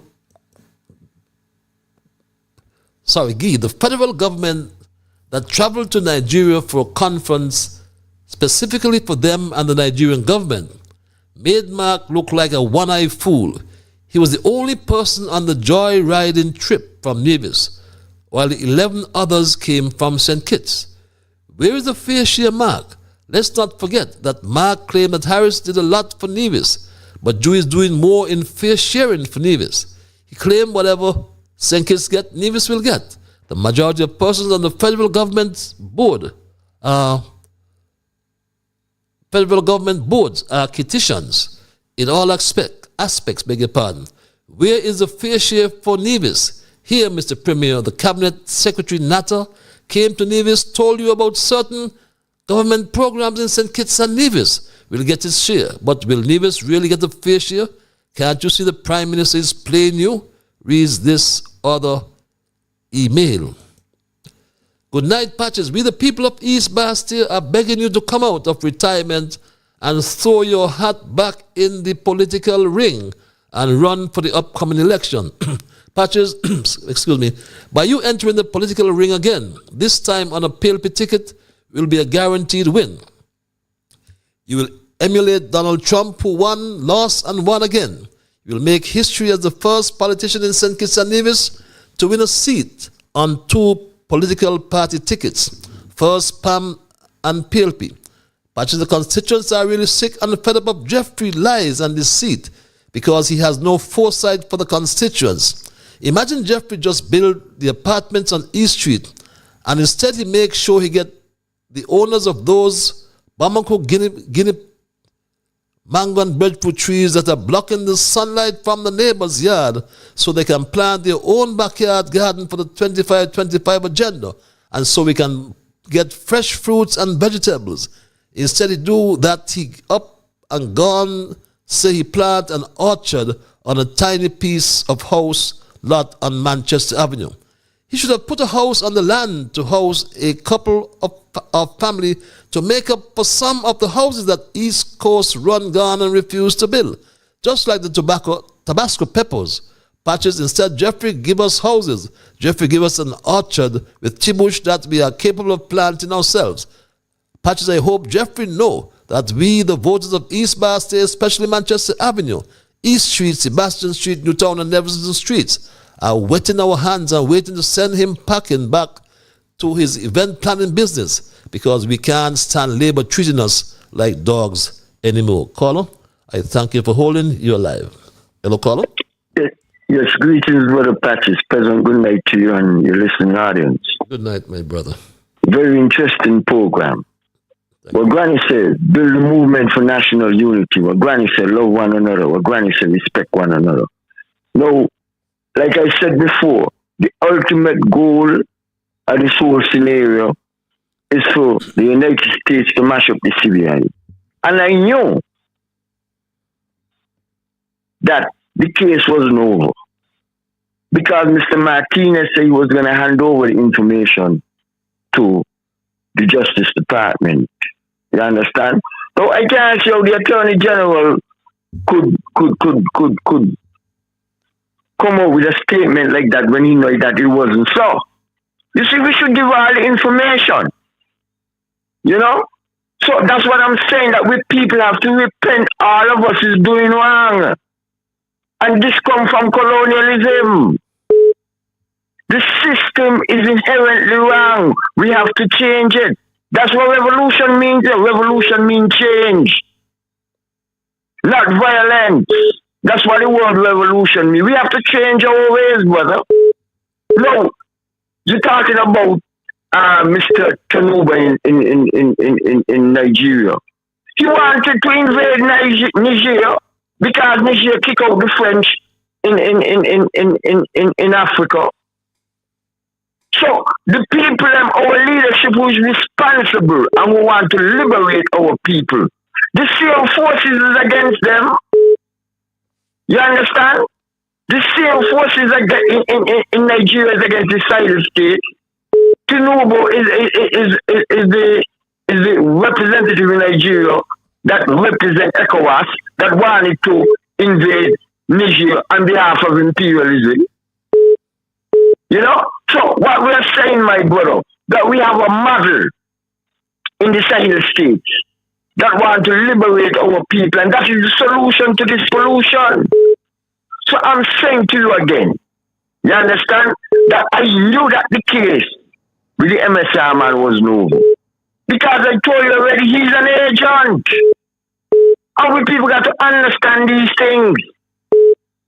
And I said before, remember the mashup the offshore industry needed. And like Mr. Eric Prince said, they want to put us back on the plantation.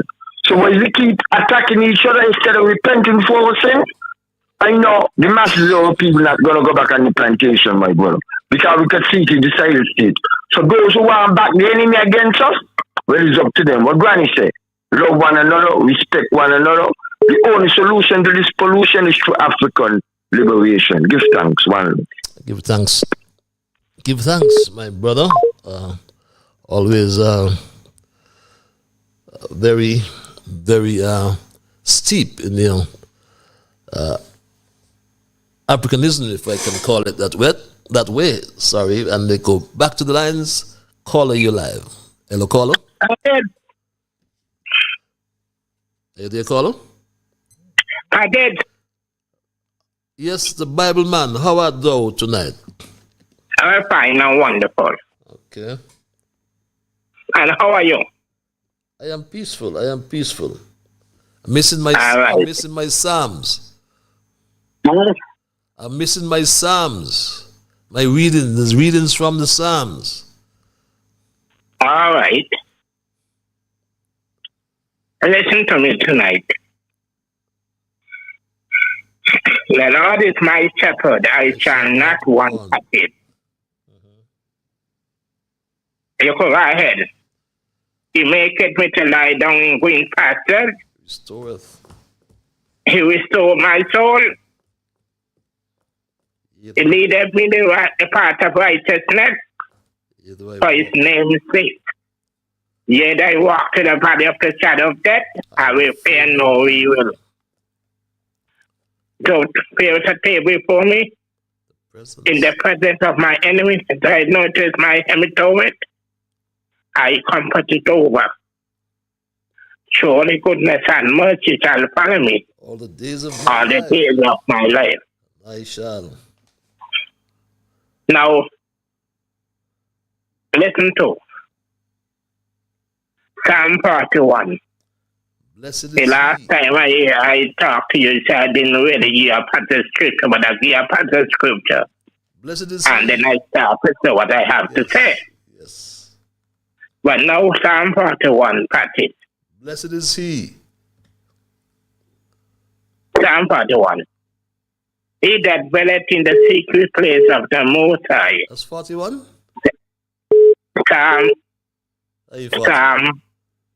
Psalm 41. Uh-huh. Blessed is the man that considereth the poor. Okay, I got you. In the time of trouble, the Lord shall deliver him. Yes, yes. Now Psalm 91. He that dwelleth in the secret place of the Most High shall abide under the shadow of thy mighty. Yes. I will say to the Lord, he is my refuge, my fortress, in God will I judge. Surely he shall deliver me from the snares of the fowler, and from the noise of the pestilence. He shall cover me with his feathers, under his wings thou judge. His truth shall be my shield and buckler. Thou shalt not be afraid of the terrible night, nor the hours that flieth by day, nor the pestilence that walk in darkness, nor the destruction that come at noonday. Not at all. Then jot down war. There shall no evil fall thee, neither any plague shall come neither thy dwelling. Because it shall neither no place shall come neither thy dwelling. Okay. For he shall give his angel charge over thee to keep in all thy ways. Okay. Amen. And so that's it. That's it. Yes, amen, my brother. Thanks a lot for you. Yeah, that's it. Thanks a lot. That's all right. Thanks a lot. That's the Bible man. Thank you for reading the Psalms for us. We go back to the lines and thank this caller for holding. Caller, you're live. Hello, caller. Patona, greetings and love. Greetings, my brother. Ras, I haven't heard you for some time. Are you still in a state of good health? I'm not dead yet, so I'm always in good health. Okay. I'm not dead at all. I live fiber. Anyway, greetings in the Lord, the ancient I must. I said the wages of sin is death, and you're not a sinner, are you? We're not in a religious theory here, we are revolutionary, so I don't want like in the Bible story and feel like the religious theory could bring things to belief. Wake up and live here. That's the song what Marley said. So we're gonna make the emphasis in a positive note and vibrational scene. Blessed night to your brother Patrick and blessed night to your listeners of Facebook, as I call it, Facebook, and YouTube, as you say, YouTube. Now, you make some quotes there within the presentation of the thesis, and I heard some things there of you outlining about the program that within the prison and all that other emphasis. But let me look at it in the full term. The Masons still here having a lot of power grips and our people in St. Kitts and Nevis and even the wider parts of the world. That's why you see people of these political career can do garbage and not even be arrested in St. Kitts and Nevis and to this day. We had 20 years of Denzel Douglas do so much damage to our people by economical portion. And you're telling me that he's standing in the parliament of today and getting all kind of respect, like he was nothing wrong to St. Kitts and Nevis. And then we now see here is it that this administration have done so wrong as they say that they are here to help the people out of this mess, as they call us, in the meek of the earth. Because we're not poor, we just need a level of respect. And until we own our respect by showing who we are as a people and stop this licky to political careers of these politicians, we are ready for revolution change. That's why I'm glad me now of voting at St. Kitts and Nevis. And nobody could come and tell me I have a right to speak. I'm voting don't make you have a right. It's just standard that make you have a right for who you are as a human being. You see? That is what we need to really rework our people thinking. Because you are politicians feel like when I got elected, I only could say, oh, we thank you for putting us here. But the works that need to be done properly, you all say, oh, give time. That's all I tell the people, give time. Time for what now? To cover up the people more and get them in all of bondage and sufferation. Okay. That is why people are facing like this. That's why you have the ego is what hitting the people's head. Because we don't want to educate ourselves out of the political garbage. We think the politicians then come bail us out. Okay. Politician is controlled by the Mason, and the Masons who got the power and the financial grip. And we could say this here without any fear or favor. Okay. The people who are in the business position who pulling the string of these political parties. And then the political parties then coming to our people in the communities and telling us they're going to do this and do that, and then they can't do a thing. Okay. That's why I asked the question, what will you all do when the people are hit by centralization of power? Okay. And this is what we're facing. Because these big business people who feel like they got the most money in the world go and come and dictate what should be done for people development. You are really going crazy around, you know. But bless the Lord, brother Patrick. You have a blessed night. You born the medicine, as we say, destroy the new world order. It's liberation for now and liberation forever. Give thanks. Give thanks, Ras. Aya, a call for unity reads this email and strategic alignment. PAM must lead the charge to remove this failed Labour government. To the People's Labour Party, the People's Action Movement, and the entire electorate of St. Kitts and Nevis, the time has come for decisive, united action to remove this incompetent Labour administration. To achieve this, PAM and PLP must form a strategic coalition, but this time under PAM's leadership, with PAM given the mandate to present the next Prime Minister. The next Prime Minister can and should be any victorious PAM candidate, whether it be Shannon Gray Brooks, Azad Gums, or Sean Richards, all of whom embody the fresh, capable leadership our nation desperately needs. For this work, PLP, led by Dr. Timothy Harris, must publicly pledge full support to PAM within this coalition framework. Specifically, PLP should endorse all PAM candidates in at least 6 constituencies, ensuring a clear path to victory. In return, PAM must reciprocate by backing PLP in the remaining 2 seats, securing PLP's rightful place in governance. This is the only viable pathway for PLP to return to government. Without this alliance, both parties risk perpetual opposition while Labour continues its mismanagement. Dr. Harris, a leader we deeply respect, the moment demands humility and foresight. Just as Sean stepped back for the greater good, history shows that no defeated Prime Minister has ever returned to the high office a second time. Now it is time to elevate new leadership while preserving PLP's influence as a critical political force. This is not surrender, it is smart politics. Let us unite, defeat Labour, and restore competent governance to St. Kitts and Nevis. Our country is dependent on this. A loyal PLP founding member and advocate for change. Caller, you're live. Hello, caller. Hello. Yes, caller, you're live. Patrice, good night. Good night. Your cousin here. How is my family? Mash. I'm a bit under the weather tonight, but I just want to put in my 2 pence tonight. Yeah. Patrice, I think that Dr. Simmons needs to give my Prime Minister, Dr. Timothy Harris, a public apology. And that thing where he's saying about PLP must leave, and if there is conflict with PLP, they must leave him alone, leave him, and go to PAM. I think he must have seen that something, he have a mental problem. Just saying, I wonder if he have a mental problem. Because PAM is in a time where they are seeking people, they are looking people. They ain't ready to welcome the world yet, they're getting there. And if the best thing for PAM is to join up with PLP and have a collision, it don't make no sense. Because PAM never win all 8 seats. And they will never win all 8 seats. I'm in this game for a long time.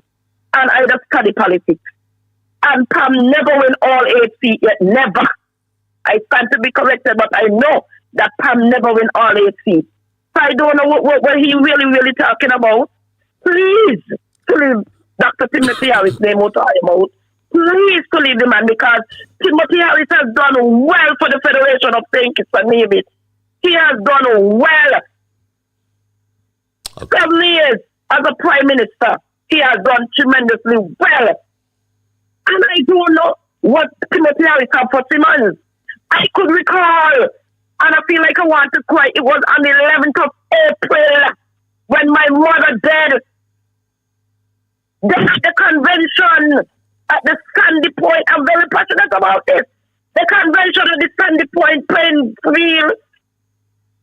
Dr. Timothy Harris, my prime minister, my friend, a family friend, leave and drove to go to comfort me and my family at the Jane Falls Hospital.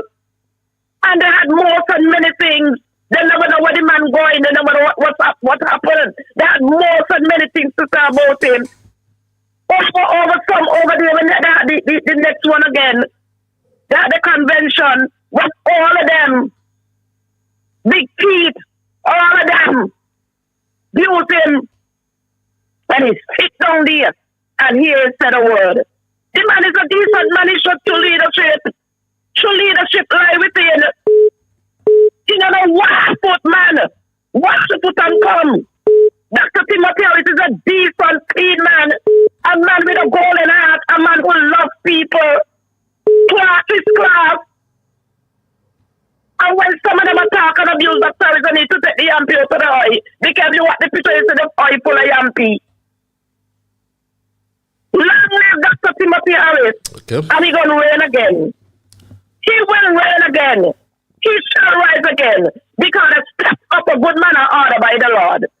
And Patricia, I'm not feeling too well, so I'm going to rest a while. I'm going to heal and I might come back in again. I'm listening. You have a good night. And be careful, my cousin. And get home safe. Have a good night as well, my dear cousin. We go back to the lines, and I want to thank this caller for holding. Caller, you're live.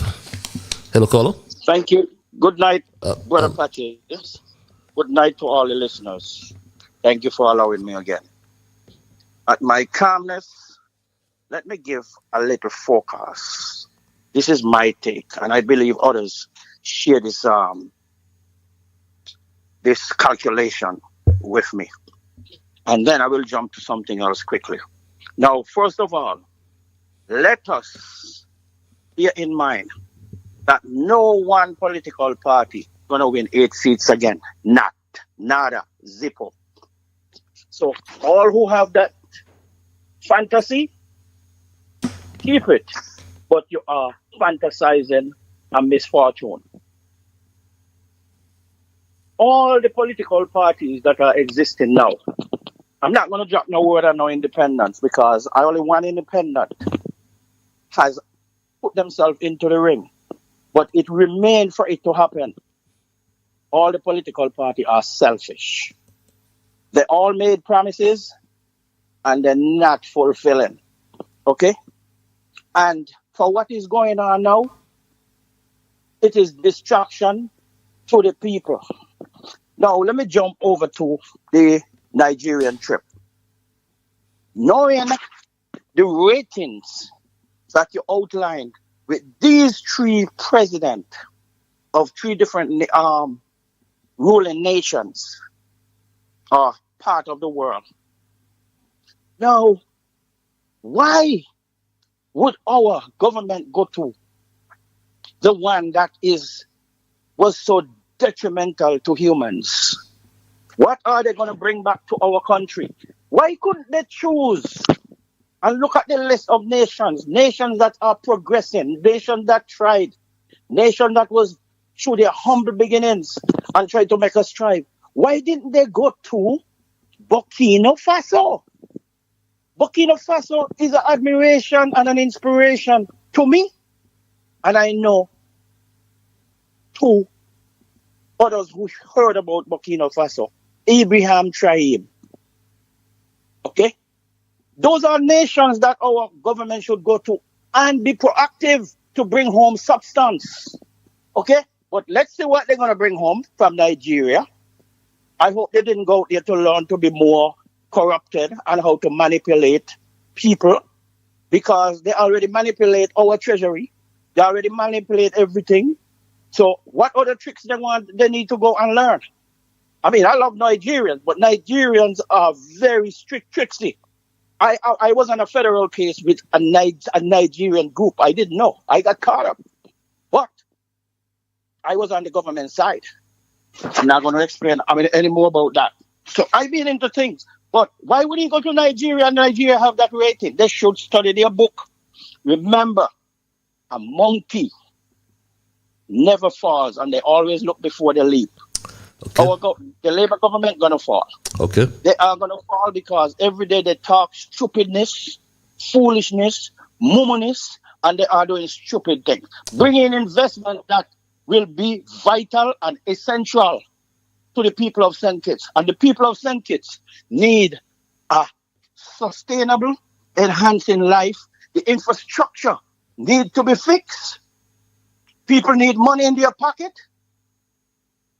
The educational system need to be improved. Okay. Okay, my brother. Okay. I will yield here because yes. Let someone else come in, but I have lots more. Bye for now. Thank you for having me. Thank you very much. I'm going to take a few more calls, but believe me, I'm out of time, and I am going to be strictly guided by the rules of brevity. And I can only give you 40 seconds, caller. Can you use it? Yes, Mr. Liburd, good night. Yes, sir. I've been here holding on pretty long as well, right? I thank you for holding. Thank you for holding. Thank you. Rules of brevity. Yeah. I'd like to point out what Dr. Simmons have for Dr. Timothy Harris. Mm-hmm. When Dr. Timothy Harris is the one who gave him his saw up at the park. Huh? What have Timothy have done to Dr. Simmons? Because we told Dr. Timothy do not rule this country. This country will never come back like how it was running your government, on your administration, fixing people households, giving people. He did all sort of things to help this country, and now people is bringing him down as though he did now. Dr. Simmons should pay a gratitude to Dr. Harris for bringing this country forward and not backward. Have a good night, sir. Have a good night as well, and thank you for your understanding. Caller, I'm really out of time. I can only give you 40 seconds. Can you use it? Yeah, well, all I want to say tonight, practice the end of the show, is the electorates of St. Kitts and Nevis got to pay attention to what's going on, and they need to do the right thing when the next election comes up. Indeed, Team Unity was doing a great job. Harris was doing a great job. And the handling of that COVID was very well done. And if the electorates don't do what they're supposed to do, we might end up in turmoil in Bastille. Yeah, you guys have a good night, man. Thanks a lot. Have a good night. Thanks a lot for your intervention and for your understanding. Patches, we should not be surprised that July and his worthless gang of greedy vagabonds went to Nigeria. Reads this email. Greetings, Patches. In light of the actions of the Donald, St. Kitts Nevis needs skilled visionary leadership, not just to react to the present situation, but to place us in a viable position for the future. The bridge between the two islands has tremendous potential to be a project that can give returns for years to come, if properly executed. The expansion and modernization of the seaport and airport should be looked into as a transport hub in St. Kitts Nevis to get away from the tariff devil. But constitutional reform should be the first action if we are going to move forward together. We have to fix our own house before we connect with the motherland. Good night, my friend. It's just a layman's suggestion. Yes, I got you, my brother. I haven't heard from you for a long time. Good evening, Patches. I'm so fed up of this Jew government. The ministers and their friends are grabbing and stealing all of our hard-working money and throwing the crumbs in our faces. They are boasting on us while they eat expensive food, buy properties all over the world, and relax in the five-star hotels. They are not serious about the ordinary citizens of the country. Who we have to get rid of them. Read this email. And my final email for tonight.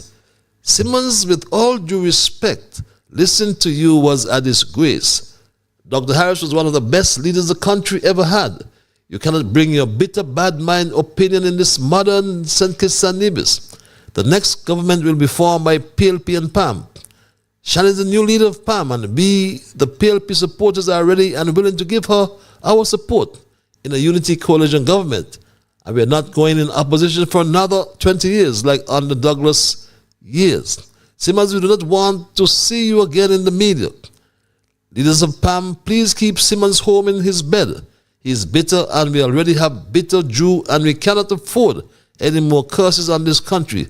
Please keep Simmons home. You need to go off the scenes. The PAM supporters are getting so much hard times on the labor, and you are talking about giving Jew another term because any separation between PAM and PLP is just another set of years on the labor. And that's for our emails. I have one final call, and I'm out of time, but I'm willing to give you 20 seconds. Only that. Let me talk quickly. Please. I make to understand that, Master here, I make to understand that the dead bodies were washed up here on the boat. I make to understand that they buried them sometime last week. Update nobody come to the general public and announce that. So please to check it out for me for Thursday. God spare your life. And have a blessed night. Have a blessed night as well. Thanks for your call and the information. And that's the way we're going to end it tonight in terms of our calls and our emails, my Straight Dog family, because I'm out of time. And as we discuss tonight, my Straight Dog family, our thesis, false victory claim, puts Attorney General Lucifer in legal pickle. And yes, we brought you some information from Philippe Martinez, and claiming a false victory and positively misleading the country. Garth Lucifer Wilkin is yet again a public embarrassment, who has put the CBI in a more difficult situation. We also are aware that Philippe Martinez has recovered, or has, as per request, as per subpoena, if that's the right term, got some accounts from the Bank of America in the USA. Perhaps I'll tell you more about that. But we also know as well that the government presented an affidavit in the court confirming that they have confirmed, confirming that they are now aware that some 32 persons of the 158, I think it was, have actually paid monies, my Straight Dog family. And that was what was so disingenuous about the press release from the Attorney General's office. And as I mentioned before as well, there was no need for MSR's lawyer, King's Counsel Damien Kelsick, to cross-examine Martin back then. I was in the court. But however, King's Counsel Damien Kelsick had already filed affidavits from, I think, was 158 applicants who confessed to have paid less than the amount as legislated of US $175,000 per share. And I provided the background. Because we give you the unvarnished truth here on Straight Talk. But what is happening in our politics here in St. Kitts Nevis, in the wider Caribbean, as a matter of fact, all over the world? As a friend of mine I mentioned earlier, put it in the famous words accredited to genius Albert Einstein: we are all crazy. Yes, we are all insane. And insanity is doing the same thing over and over again and expecting a different result. The Jew administration is corrupt. Imagine, Garth Lucifer Wilkin has now placed our country in such a predicament.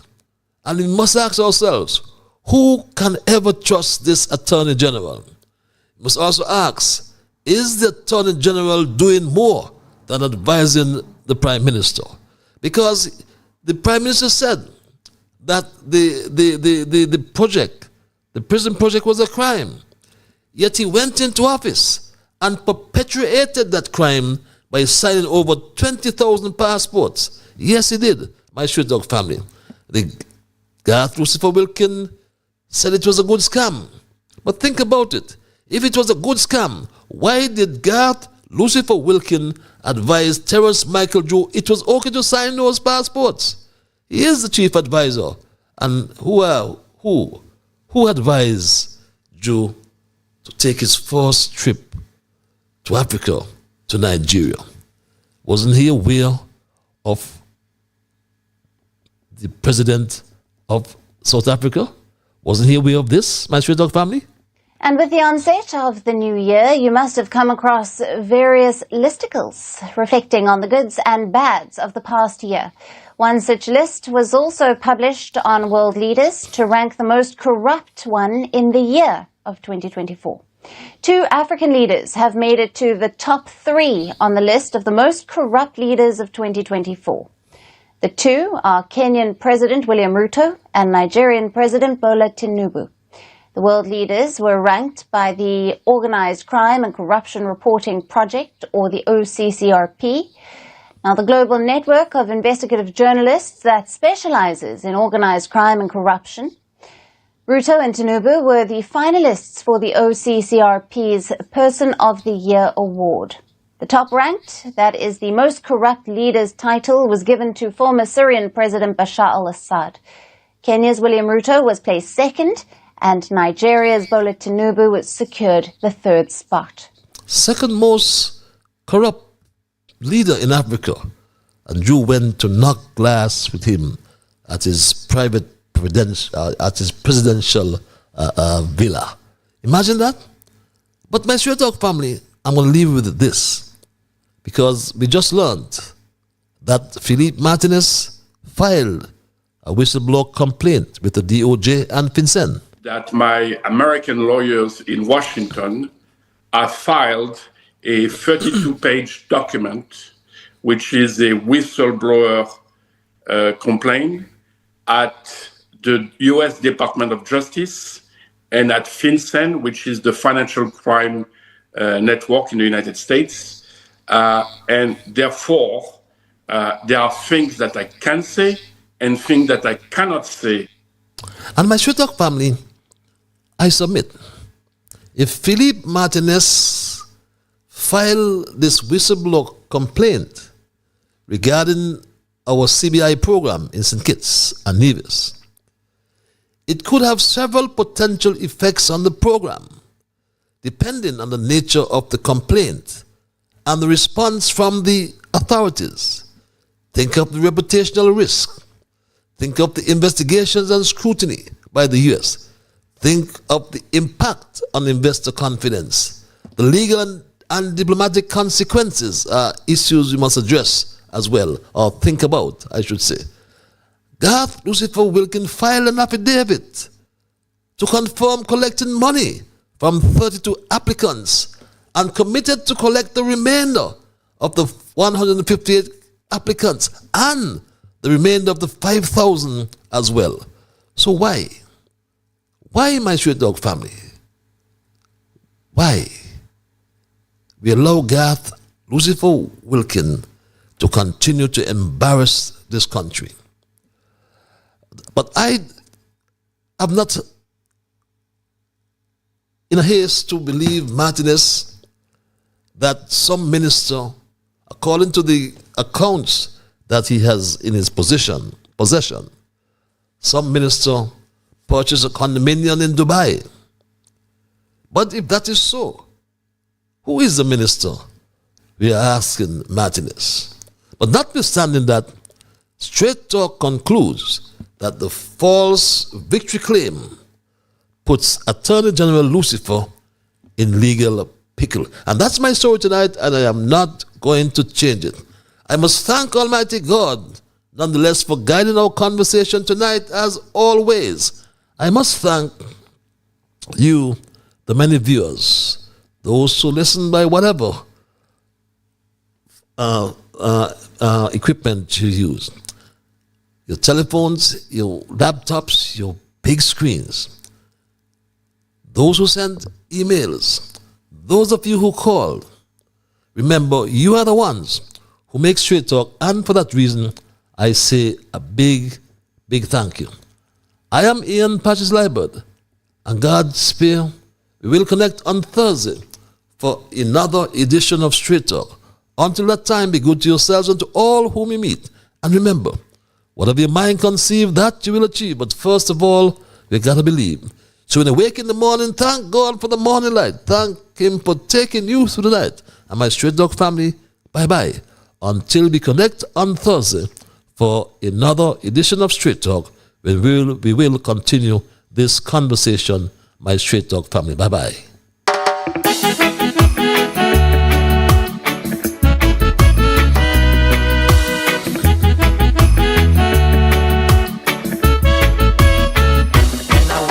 The morning, I thank God for the morning light. Give Him thanks and praises for taking me safely through the night.